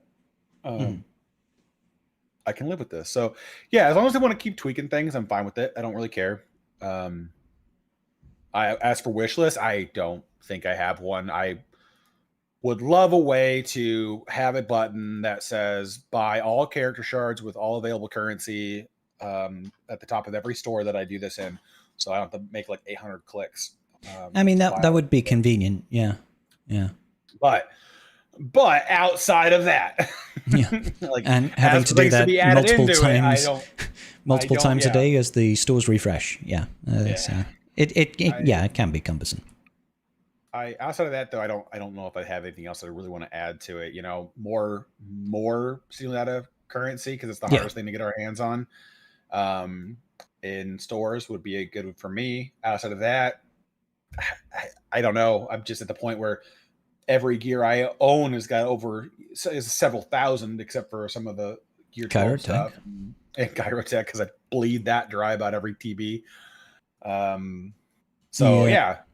about outside of that, I don't know what else I would push towards. Yeah, it's probably only for me. It's I would probably say let's just make sure we keep on adding more signal data to the store. And the second thing is I would like to see a better quality of life thing done to the mod page, where we just have either more mods to choose from each refresh or just better mods in general. Like, can we just have speed with, like, why are they selling us 3-roll speed mods in there? Like, I'm not gonna buy that. Like, it's got I can see one in my store right now. It's a defense diamond. It's got 3 rolls of it's got a 3-speed mod. I'm not going to spend 2 million fleet currency on a 3 mod. It's like, or just give me better mods. There is a great defense triangle here with 4 speed for 4 million credits with your name on it. No other offensive stats. Sounds like it's worth rolling the dice on. I mean, I get to a degree why they have a level of confusion into some of their mechanics, because it just gets you to, you know, oh, I need an offense set, and this has got an offense set, so I'll just buy it and use it, kind of thing. But under on it, the mod store could use a little bit of love to have a little bit more better guaranteed base stats, I guess. Can we just have all golds and, you know, fix them all to have a 5-speed secondary on them, you know? I don't know. Or 6. I'd quite happily have a 6. It's okay. You can sell me a 6-speed secondary. That's fine. Average up, baby. And in the same vein, please, for the love of God, give us more 6E to 6A slicing materials. You know, like, fuck me. It's it's like pulling teeth trying to... only a problem when you start using them all the time, okay? Yeah, just don't slice mods, and then you'll have loads of materials. Yeah. But for real, like that's their issue with a lot of the materials they give out in the game, is that people just don't engage with it. So it's like, why do we want to increase the economy when like 5% of the players do it? I'm like, yeah, because those 5% players that are doing it are actually playing your game at the way you want it played, not just there to throw their wallets at the wall.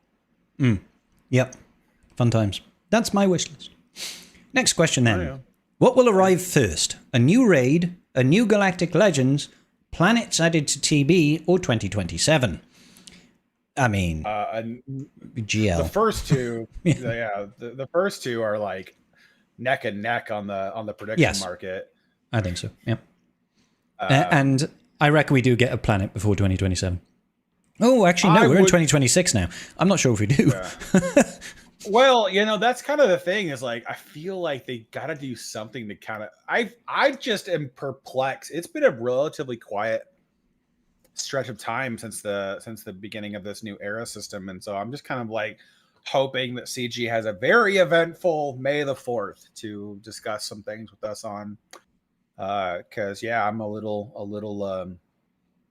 underwhelmed by what we've been getting so far. But, I would say, probably new raid first. Yep. But new GL would be right behind that.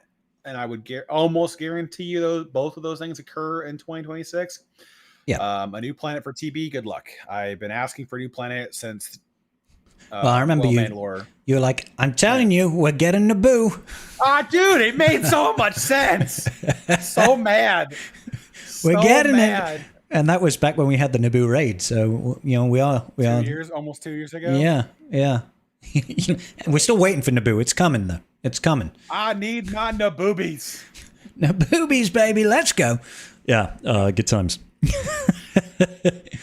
I wouldn't be surprised if a new planet doesn't come this year. Just because I definitely feel like we're getting a new GL. We get a new GL every year. And we're supposed to be getting a raid every year. I feel like the raid will get pushed out later, but still be part of it and tie in with the Galactic Legend. And new planet for TB sounds like a bit of a pipe dream for this year. But hey. Joe Wildheart asks, First Satil, and now Cobb with his Jawa as conquest characters, then the much-rumoured Mando and Grogu era. What's the chances this year we get an updated crate raid with e.g. Constables instead of Hutt Cartel? This would free up dev time to work on much-needed PvP upgrade. I wouldn't be against it, truth be told. I wouldn't, but CG has been so against reusing content that they can't monetize. So with a free character, because conquest units are technically free, using very old existing characters, they would need to add 4 brand new factions to the raid to even think about reusing the Crate Dragon. Hey, and man, the thing is too, I'm sure there's loads of people that still don't have R9 Jawas. Yeah, I mean, I just don't know what they would do with it. Like, you'd have to tweak mechanics. Because, why would they wouldn't change it. They wouldn't reuse the mechanics because they would go back on the existing stuff, and you would have to either make all the original investment useless, or the other way they could, I guess, make it work is to add an additional tier and make a Relic 10 tier, and then make the investment going to Relic 10.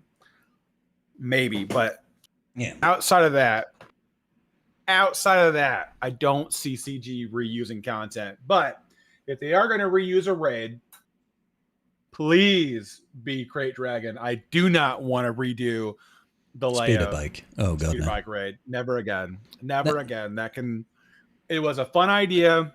Yeah. It was relatively okay. The best part about it was fast, and fast and accessible, I would say. Yeah.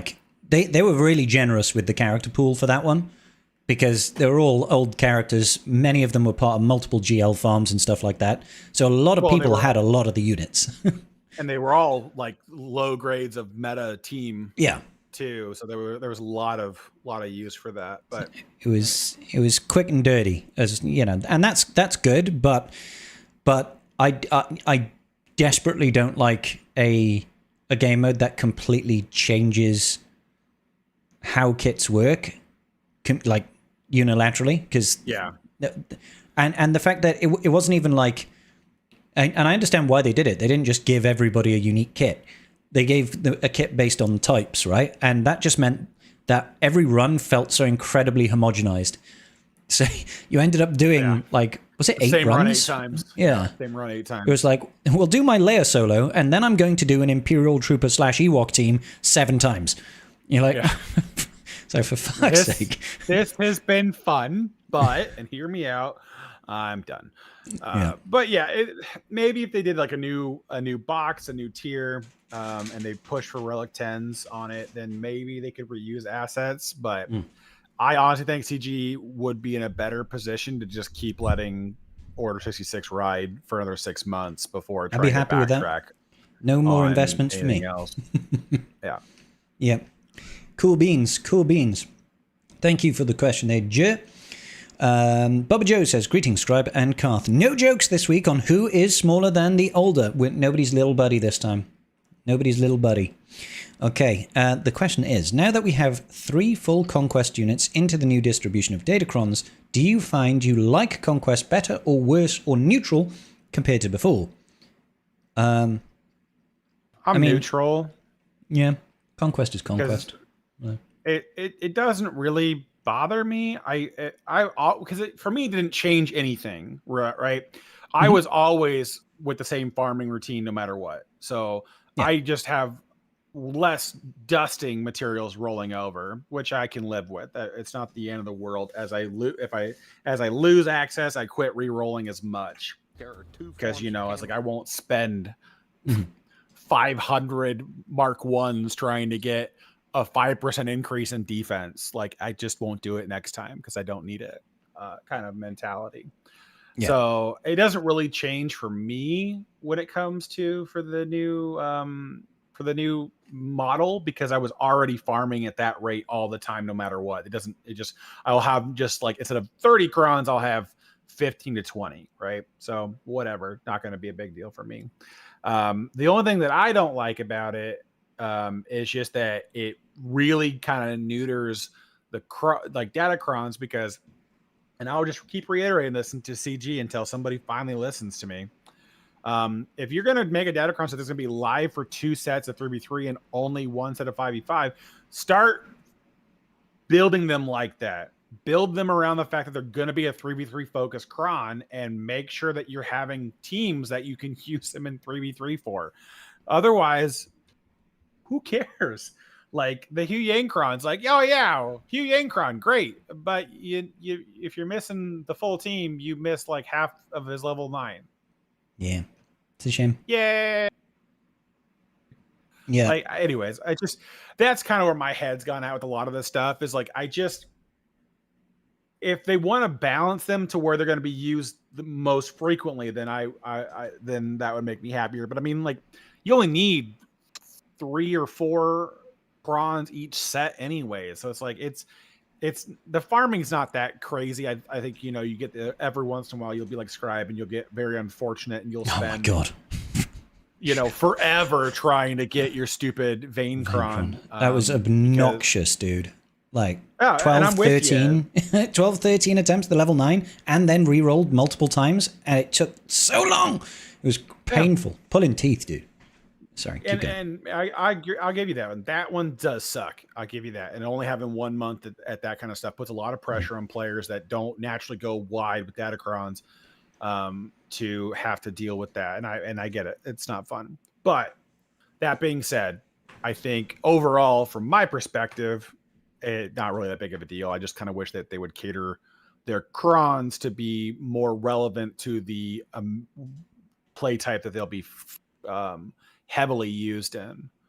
Because if I'm getting 2 seasons of 3v3, I don't want crons that require a team of 5. Just gonna put that out there. Yeah, it's fair. All right, so I'm just not that fussed. Okay, let me clear up questions. Threefold conquest, yeah. Same suggestion question for Datacrons being in this way. Well, you kind of touched on Datacrons. I don't like the new system of farming Datacrons because it feels like now it feels like every single conquest is a mad dash, and I know you do that anyway, but not everybody does, right? Yeah, that's what I was trying to say. It puts a lot of pressure if you really want to farm a lot of Datacrons to absolutely blitz conquest, and that's not fun, and it requires a lot of crystal investment to get to sector 4 day 1.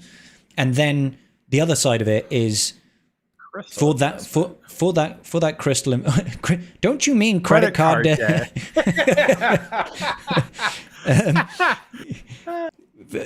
My bigger issue with it is like you put all that effort into it, and you have to do it every single conquest if you want to keep on top of it, and the Datacrons are powerful enough to warrant it. And for that investment, you get to use them for less amount of time, more or less. It's just like, because they're going to they'll turn obsolete faster. I don't like that side of things. It's like the jaws are pinching on both sides. Honestly, what they need to do, the first thing they need to do, and they need to do quickly, is they need to reduce the cost to reroll on the other 2 tiers. Yeah.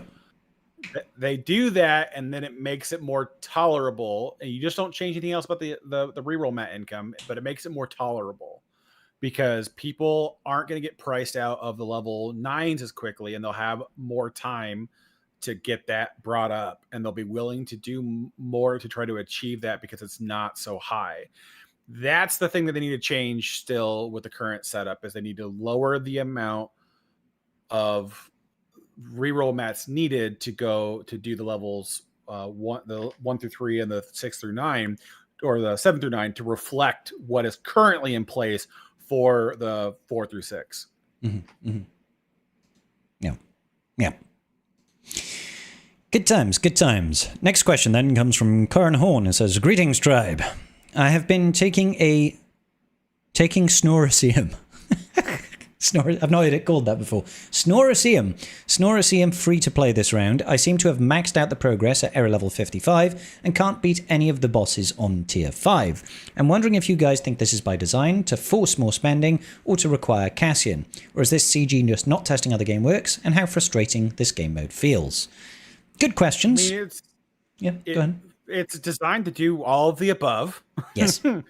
But the thing of it is that they have said multiple times is that the era level 65 is free to play over the course of the entire era. So you will probably see your next jump come out with the KX droid. And the last couple of weeks, you'll get up and progress further in the era 65 and a couple of characters a little bit beyond that.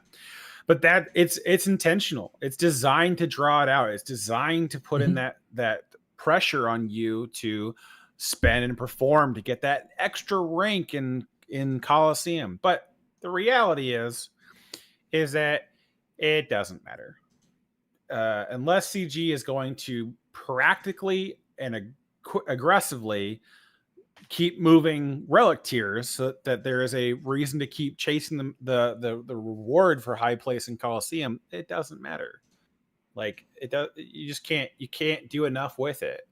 You know, they want to try to incentivize the material, but there's no reason to incentivize it. You know, Relic 8 still beats Relic 10. You know, so until Relic 12's out there and you're an RD4, and then you're just like, shit, okay, maybe I should start caring about these materials. But the thing of this too, when Relic Delta starts actually playing a meaningful role in high-end Kyber, most of you won't be fighting that anyways. Like you're gonna have the one free R12 in your account, and then nothing else. Your R12 like, cup that they'll put on sale for $9.99. Yeah, and $19.99. No, $19.99. And because R11 will be $15.99. Oh, right, I see. $14.99, and then R12 will be $19.99. So, anyways, get your pack. It all tracks. It all tracks. Yeah. So it doesn't help with how it makes Coliseum as a game mode feel. I do agree. It feels very frustrating, but it's like Carl said. I feel like that is the intention. The intention is to frustrate to get you to spend. And the thing is too is that as much as they have professed, and I will still hold it as actual possibility at some point in the future. There will at some point be more to do with era units than Coliseum. And I think at that junction we'll be able to do more and be able to participate in things that make it feel more interesting. For now, yes, it's very boring, but it's designed this way. It's designed to have that carrot of like, well, if you just put a little bit more in and a little bit more in and a little bit more in, you'll stay at the top leaderboard and you'll enjoy this currency. But the currency doesn't do enough for players outside of those who desperately want every possible R10 as soon as they possibly can get it.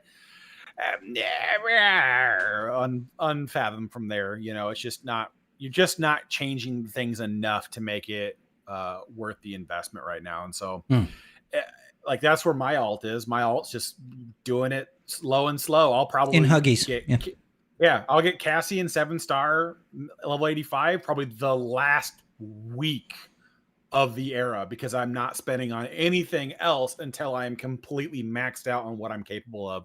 Because I mean, like I was like, oh well, I'm at 55, but what if I just go to 65 now and get ready for it? I mean, or yeah, because that's oh my god, what is that?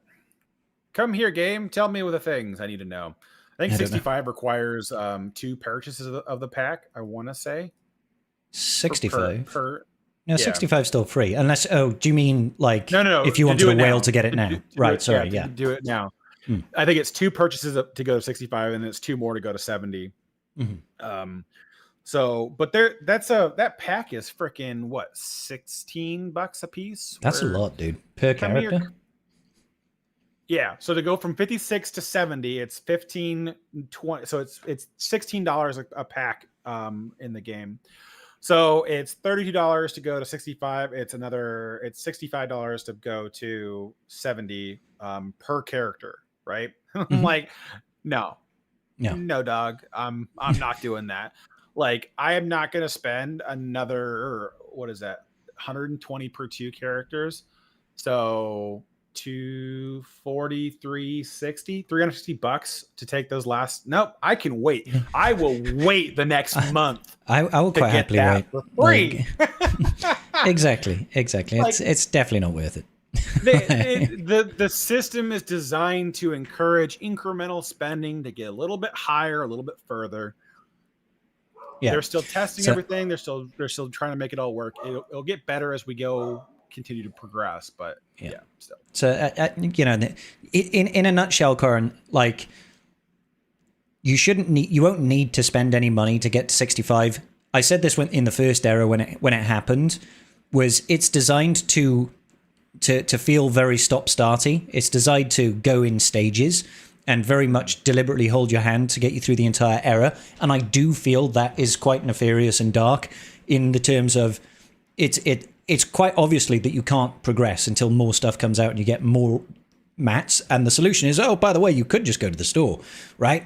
It's very clearly designed to obfuscate the truth to get you to spend. And I don't like that. I think it's a bit of a shitty practice. But you won't need to. I do agree it's a shit thing to do. And yes, it makes the game modes feel kind of crap. Bubba Joe! Don't give a shit about era currency and it solves a lot of your problems. Yeah. Just don't give a fuck, guys. It's easy. Bubba Joe says, is there a reason we haven't seen a published since March 9th show? Yes. I'm lazy as fuck. And I keep forgetting to upload the podcast. I promise you, this one will get uploaded tomorrow, maybe. Oh my god! I kept thinking it was like the first week of March. I was like, that was like last week's upload. Like, what is he complaining about? And I'm like, no, that's literally it's like a month. Yeah, a month ago. They're on YouTube. They're on. Yeah, no, I've just been fucking lazy. Long and short of it, that's my bad. Yeah. Sorry, Bubba Joe. Next up, we've got how would you rework TW and GAC? What are some of the ideas that you've seen that seem beneficial for the game? Oh god. Oh man! Do you have a spare hour? or multiple hours? I have done multiple write-ups on different options and different ways we could change this. The reality is that what you need to solve for in both strides for both game modes is you need to be able to access more of a roster. The higher you get and you unlock and you invest. And you also need to adjust time dependency. And so there are different ways you can tackle this. There's different ways they can do it. I would refer you back to every other Tribe Talk, so this has been brought up, just to get the watch timers up for Scribe. But yes, yeah, please do, yeah. But the short of it is, I think in TW, I would like to see things on more of a galactic war instead of just like a single battlefield scale. That maybe takes longer, but gives us, conquering planets gives you different bonuses. And then like I would have a fun one doing like a mixed PvE PvP environment. Definitely, where it's like yeah. you do you capture certain planets, you hold certain planets that give certain bonuses, and then you can contest them. And so then like the contesting portion takes place versus the two guilds, and they fight over it, kind of thing. And then they have all their active bonuses available on it, kind of like a platoon or ops thing. This might sound a little bit weird, but for me it reminds me a little bit of like KOTOR 1. You know how you go around several planets and you have to find the holo maps. Starforge map, yeah. Yeah, to find out where the Starforge is. But they could bake that into a TW type thing where there are a number of checkpoints where there might be a boss. For example, you might have to face down a crate dragon, and it gives you an unlock that leads to the ultimate destination. But that would be like a PvE section of the battle, right?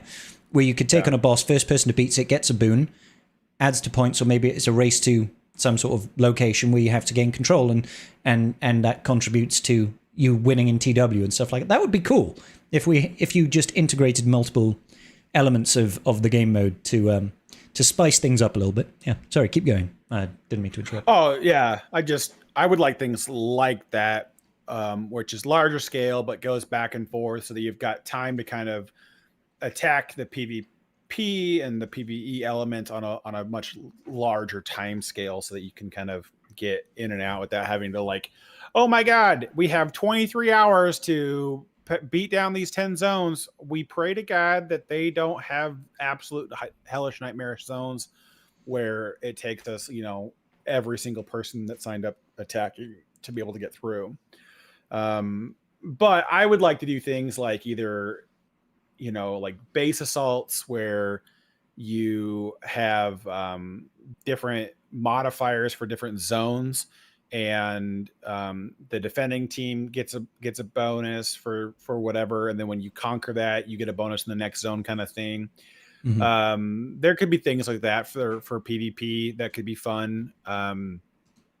PvE wise, I mean, I guess it's all just PvP. For GAC specifically, GAC just needs to have a way to fold in more of your roster to do more for you. There should be more benefit to being more invested into this game, because there's remind me, Garth, what's your GP? Almost 17 million. I am at 16,969,000. So close to the next one. Yeah. I've just broke 15, so I'm at 15.04. I'm small fry compared to you, Garth. Yeah, I need another 32 million to break 32,000, sorry, to break 17 million, but 32 million. I am not gonna R9. Well, that would take 16 characters to Relic 9 is what it would take to get there. Or I can just wait from a month till now to get the 7 characters I'll get, and then or they could drop a new capital ship and you'll gain 100k immediately. Oh yeah, 500k, dude. Fucking capital ships just absolutely torque out your GP. They do. They're wonderful, aren't they? But yeah, they are. But yeah, with GAC, I don't love the idea of adding more modifiers than Datacrons, but at the same time, you need to have a reward, and you need to have you got to be able to use more of your roster. You got to either do that through adding more zones, more teams, or you have to have some way of having like predetermined ops where you actually have to set down a legitimate team and not just 5 Relic 5 units, and then get a small boost to the zone. And so that way you're rewarded for that roster depth when you can't necessarily use a team because they don't have an FDC to support them or whatever else. Yeah. But some of those questions get really hard because the issue that everything that I've ever come up with for PvP always circles back to time in game. That ends up being the clinch for most people. Is just, it's like, a Galactic War version of TB or TW would be great.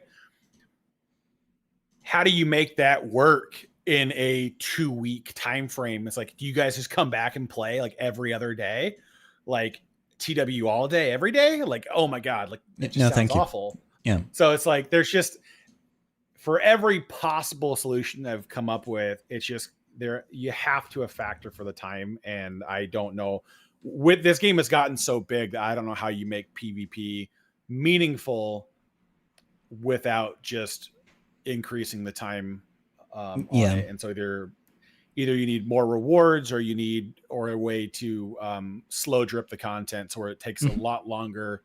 You make it part of your daily to attack in whatever the game mode is. But if I would take almost anything to replace TW at this point, and I could live with that. Just close down TW, open up new guild PvP mode, call it a day.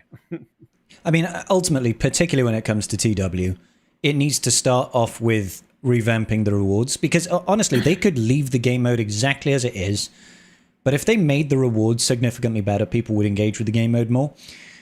Like, it's just right now, what do you play TW for?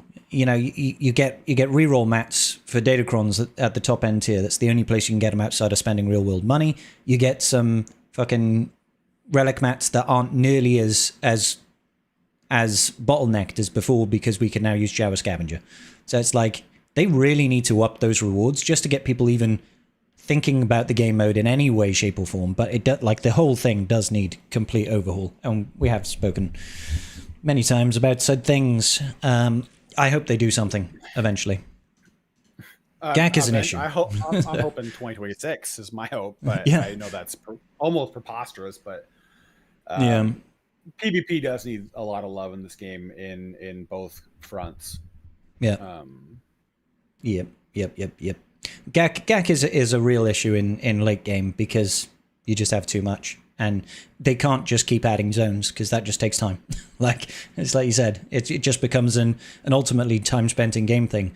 They could double the number of slots in Kyber 1 GAC, and it would make it a much bigger puzzle to solve. But then you would be spending 3 hours playing GAC, and that's not fun. Which, I mean, from a content creator's perspective, is great. Mate, I will never finish a Friday night GAC. Okay, it's never gonna happen. Like the second it opens, stay sober for the first 2 zone clears, and then start your drinking escapades. Because otherwise it would be like a 17-hour GAC for you. It would be tricky. It would be icky sticky tricky. All right, good stuff. Roy asks, "Hello, whale and Ewok lover. How dare you?" I don't know. I know which one I am. You love Ewoks, right? Do have a thing for short people that are a little furry, so. Anyway, what is your general feeling in the current cadence of releases on Datacrons? We've kind of answered this. Easier to get or harder? Do you like the levels? Seem like we get less FDCs. It's interesting, right? Because we were assuming FDCs, but no FDCs this time round. And then Era Anniversary, we had 7 FDCs. It's all kinds of fucky right now. I mean, we spoke about it earlier. I don't like this mad dash to get every Datacron set. It used to feel like you had some breathing room every single time. It would be like the first conquest was the mad dash. The first conquest for a new set was a mad dash. After that, the second conquest, you slowed it down a bit. Right? It was okay. Now it feels like you must go pedal to the metal full throttle to try and get to Sector 4. And that's a lot of crystals, a lot of pressure, and ultimately feels like you spend the same or more crystals for less time using the Datacron, and I don't like that. I don't like spending more for the less.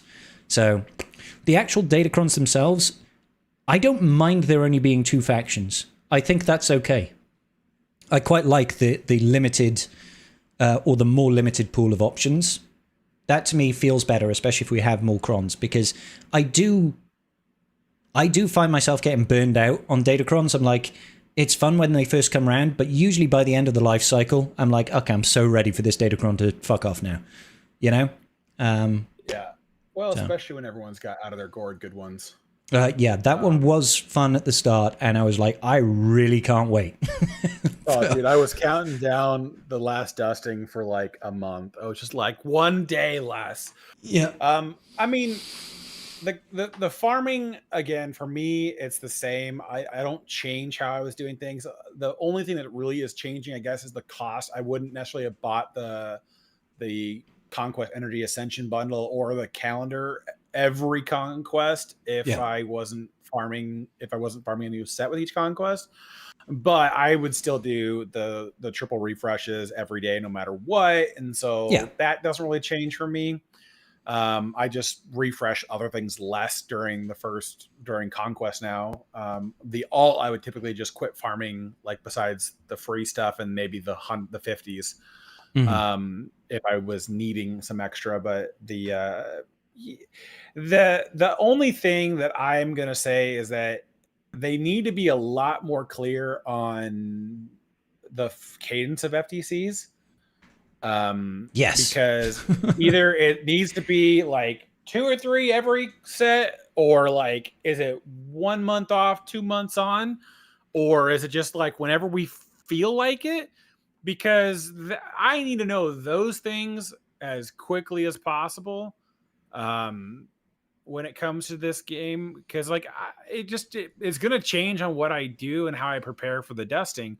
Now, granted, they could have just been like, well, whatever set doesn't have FTC doesn't get FTCs. I'm like, okay, well then that's fine. I just need to know that that's what we're doing. I can live with that cadence at the end of the day.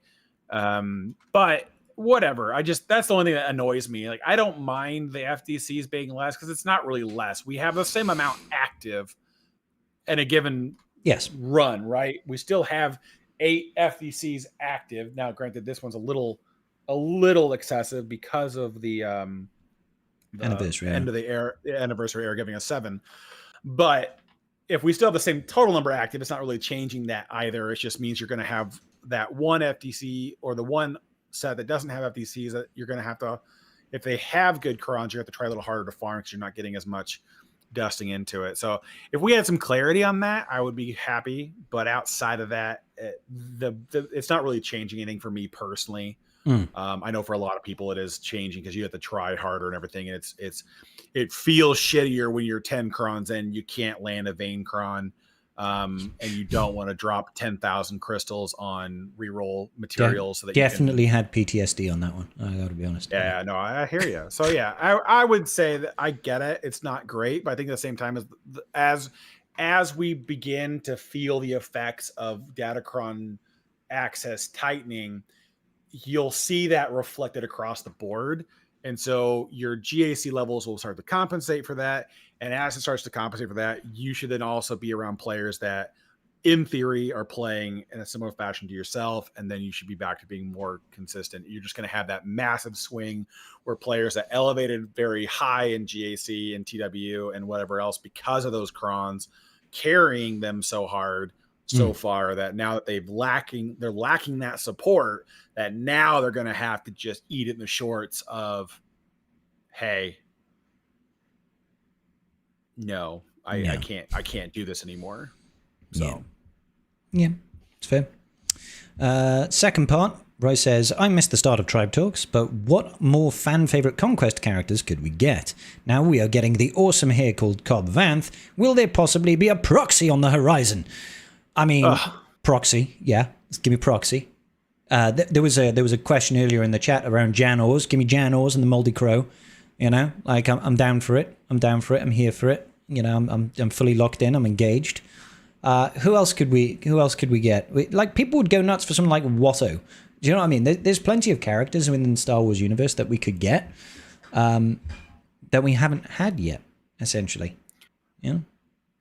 Yeah, I mean, as long as they make sense, I'm open to a lot of options. I think a lot of what we're going to be facing this particular go of things is just going to be in conjunction with the new cadence. But I think once we get past this year, we kind of start to walk away from a lot of Star Wars content in front of us. So I'm kind of hoping that we do take a little bit of time in 27 and go other places, for the love of God. Off Tatooine. I get really bored following the media releases. So I like when we get stuff that's off the beaten path and something that I have a little bit more of a connection with. So yeah, that's fair. What I got for that. Finally, what games are you guys playing next to any mobile games?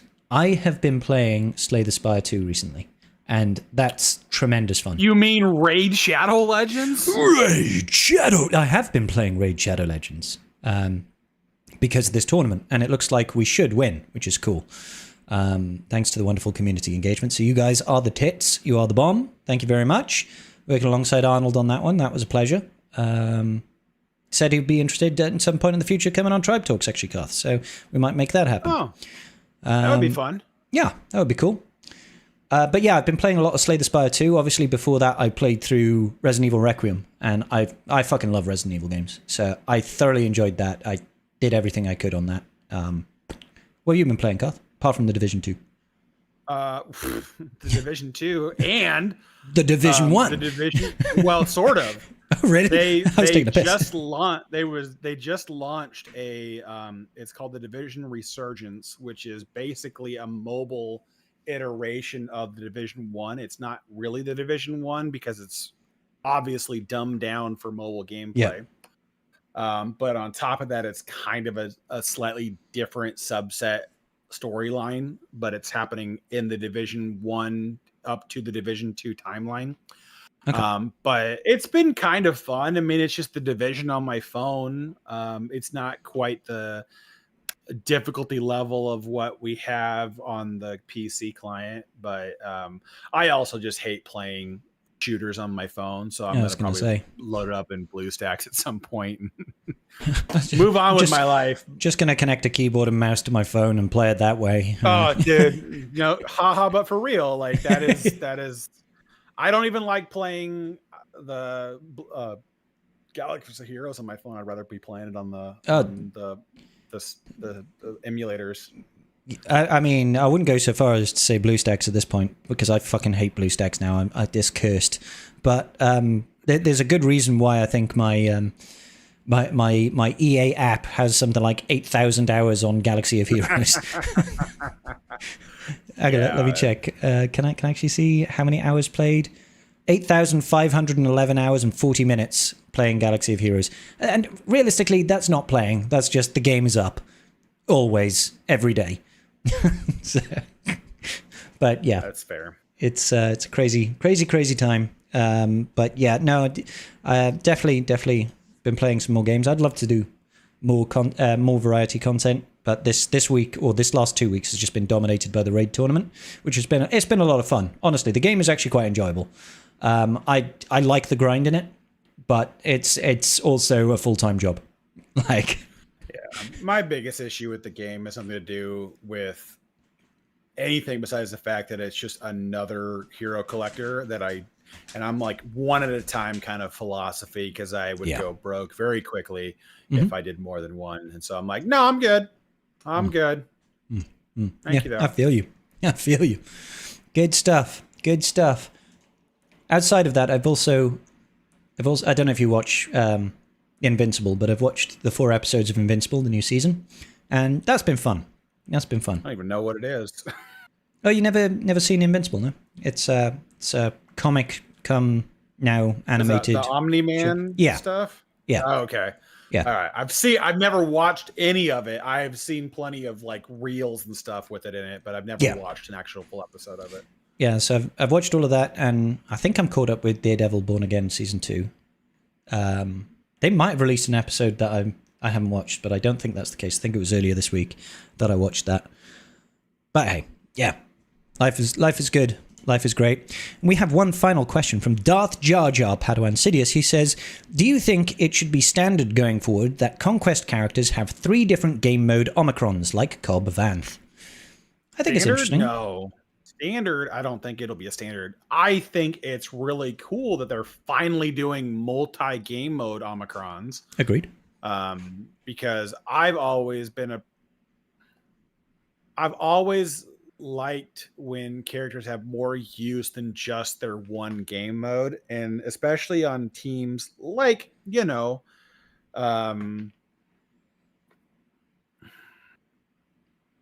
where you're going with God, this. why can't I don't know either. Stranger? No, but Stranger's like one of them. But like Stranger and Star Killer, when you have a character that's got 6 Omicrons on one team, they're designed to be fighting quite a bit more things, and then what we've been normally used for Omicrons being able to punch up against. But I do like having one character have the flexibility baked into it, so you're not stuck trying to level up a bunch of oddball things to try to make a team work. So I mean, I think because of Cobb Vanth probably not getting anybody else because of the shitty characters we're using in game. I understand why they're allowing just him to carry all different fronts of TB, TW, and GAC. But I'm okay with it. They want to do that in the future where they uplift older teams or older units in particular, and then just go, hey, we're going to let this, instead of reworking anybody else, we're going to let this unit carry the different game modes. I'm okay with it. I don't see a problem with it. I'm happy we're finally doing it. I would like, because I mean, they've done that before to a smaller degree, right? Where like Zalbar's Omicron and Rex's Omicron, they work in different facets of different GAC game modes. They have different functions, and the function of Zalbar's is completely different in the 2 game modes. They might as well have effectively been different Omicrons, and we get them for the price of one. So I would be happier if CG did more of this use, especially on conquest units that aren't going to be part of like a meta. They're joining the legendary team and whatever else. They're going to be a little bit more obscure, and they're picking things up and elevating them. Because I mean, I would love to see. I mean, I can't believe I'm saying this now, but it feels like JMK needs a lifter.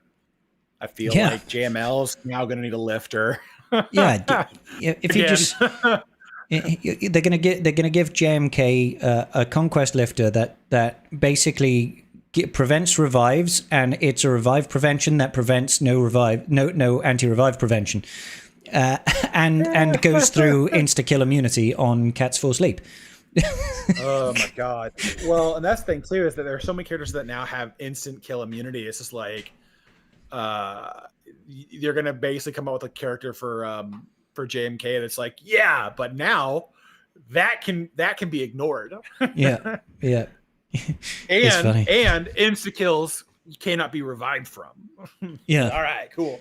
Let's go. It's like, okay, it's fine, it makes sense. I mean, they'll come up with something else that's like, you don't insta kill a unit, you banish the unit, and that just removes them from the game. You make them flee. That's it. Exiled. Well, we have exile already, but I know, but you exile them once they're dead, so they can't be revived. Oh, right. Okay. Yeah, that's pretty good. They can't interact with anybody else's kit once they're exiled. Like a permanent isolate is what we need. Yeah. Isolated beyond death.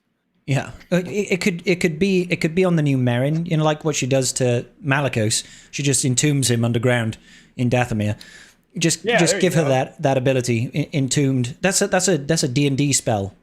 That's a D&D spell. I'm loving the name already. Like that's something CG tomorrow, please. So good times. Just your character is not just dead. It's not just defeated. Your character is now unrevivable because it's no longer a part of this game, this match. They've actually just removed it from your roster. Effects that would persist through defeat no longer function. Leaderships turn off if the leader is entombed. This will be awesome. Times. Listen, we're doing CG's job for them. I will take my check by mail. I will just for the address. I will just take 5% of ongoing profits. Okay. Yeah, good luck. All right, 1%, 0.5%. All right. Yeah, there you go. Yeah, I'll take 0.5%. Yeah. of no. I'll be way more specific. Oh. I will take 0.5% of any single character light speed bundle. Oh. Okay. And then we'll go to CG and be like, by the way, I think you should release a bunch of R10 packs. But like we need them for that includes like every conquest unit they've ever done, but also like Cup and then Cup 2 and then Ewok Scout and Uggy and Uggy 2 because Uggy's an R10 now. And Cup 3 and Cup 4 and Cup 5. Yeah, when we slowly get more and more relic levels, they've created an infinite money hack there. I think. The thing is, honestly, I think it only works though if they keep it low. I think they need to keep it at a tenner per level. Like it has to, because I think as the reason people buy it is because it's a tenner. They don't buy it because they're like, oh my god, it's R10. Well, yeah, but and hear me out. This is where I disagree with you. Because R9 was 5. Yeah. Right. Okay. But to buy the R10, you had to buy the R9. So technically, that R10 was a 15er. Yeah. Yeah. So what they've done is said that, yeah, we get it. It's $10 for what we priced out at $200 worth of material. But when you got to go buy the R11 one, even if we make that one a tenner, you still have to buy the tenner for R10 and the R9. Yeah, of course. So it's like you're 25 all in. They're just going to keep escalating. Yeah. And I wouldn't be surprised if they move the money up because, I mean, Jesus Christ. Though I really hope that Datacron or relic levels kind of curve flatter in cost at some point, because I'm like, I'm not paying $500 for a single relic 15 character. No. Just not happening. No. We're 200 is already stretching the bands of my logic. And I think honestly, the only reason that I'm doing it is because it's been so long we've had nothing else to do. Yeah. That it's just like, do it all right now. But it's like, if it goes to that price point, homie, it's going to take you 6 months to a year to maybe have 3 or 4 teams at Relic 12. And I'm going to be here. I'm like, yeah. And my Relic 10 is still going to kick your ass. Enjoy. Screw you. All right. Good stuff. And then we would be very rich. But that is... We talked for 2.5 hours. Yeah, we did. We managed to make it work somehow. We've got Gift of the Gab, Karth. Gift of the Gab. But yeah, that's all of our questions. And we are wrapping it up for the evening. Happy Easter Sunday, everybody. Hope you all ate some delicious lamb like I did. It was glorious. And Karth had a coffee, so there's that. I need to eat still. Yeah. I've had a half a bowl of chopped walnuts. Chomping on those nuts? Yes. The unfortunate part is I don't like them cold. I like my nuts to be hot. You like hot nuts? Hot nuts? Well, room temperature nuts. Oh, okay. Lukewarm nuts. Okay. Yeah, lukewarm. I've got to have my tauntaun involved. Yeah, exactly. Just spill the guts. Spill the guts. All right, ladies and gentlemen, thank you all for listening at home. We really do appreciate you. We'll be live tomorrow for GAC, featuring my account, honestly, also known as the account called Weiston, that we are undefeated on because my power knows no limits. Honestly, I'm very interested to see how you deal with what I left you, because I didn't leave you a lot. Oh gosh. Okay. I left you. Well, I mean, yeah, it'll be fun. I put I think 6 or so odd GLs down. Okay, fun times. Well, we went 2-1, guys. It was been a good run. I will see you all tomorrow. Hasta mañana, Karth. Big love, brother. Speak to y'all soon. Bye. Toodles.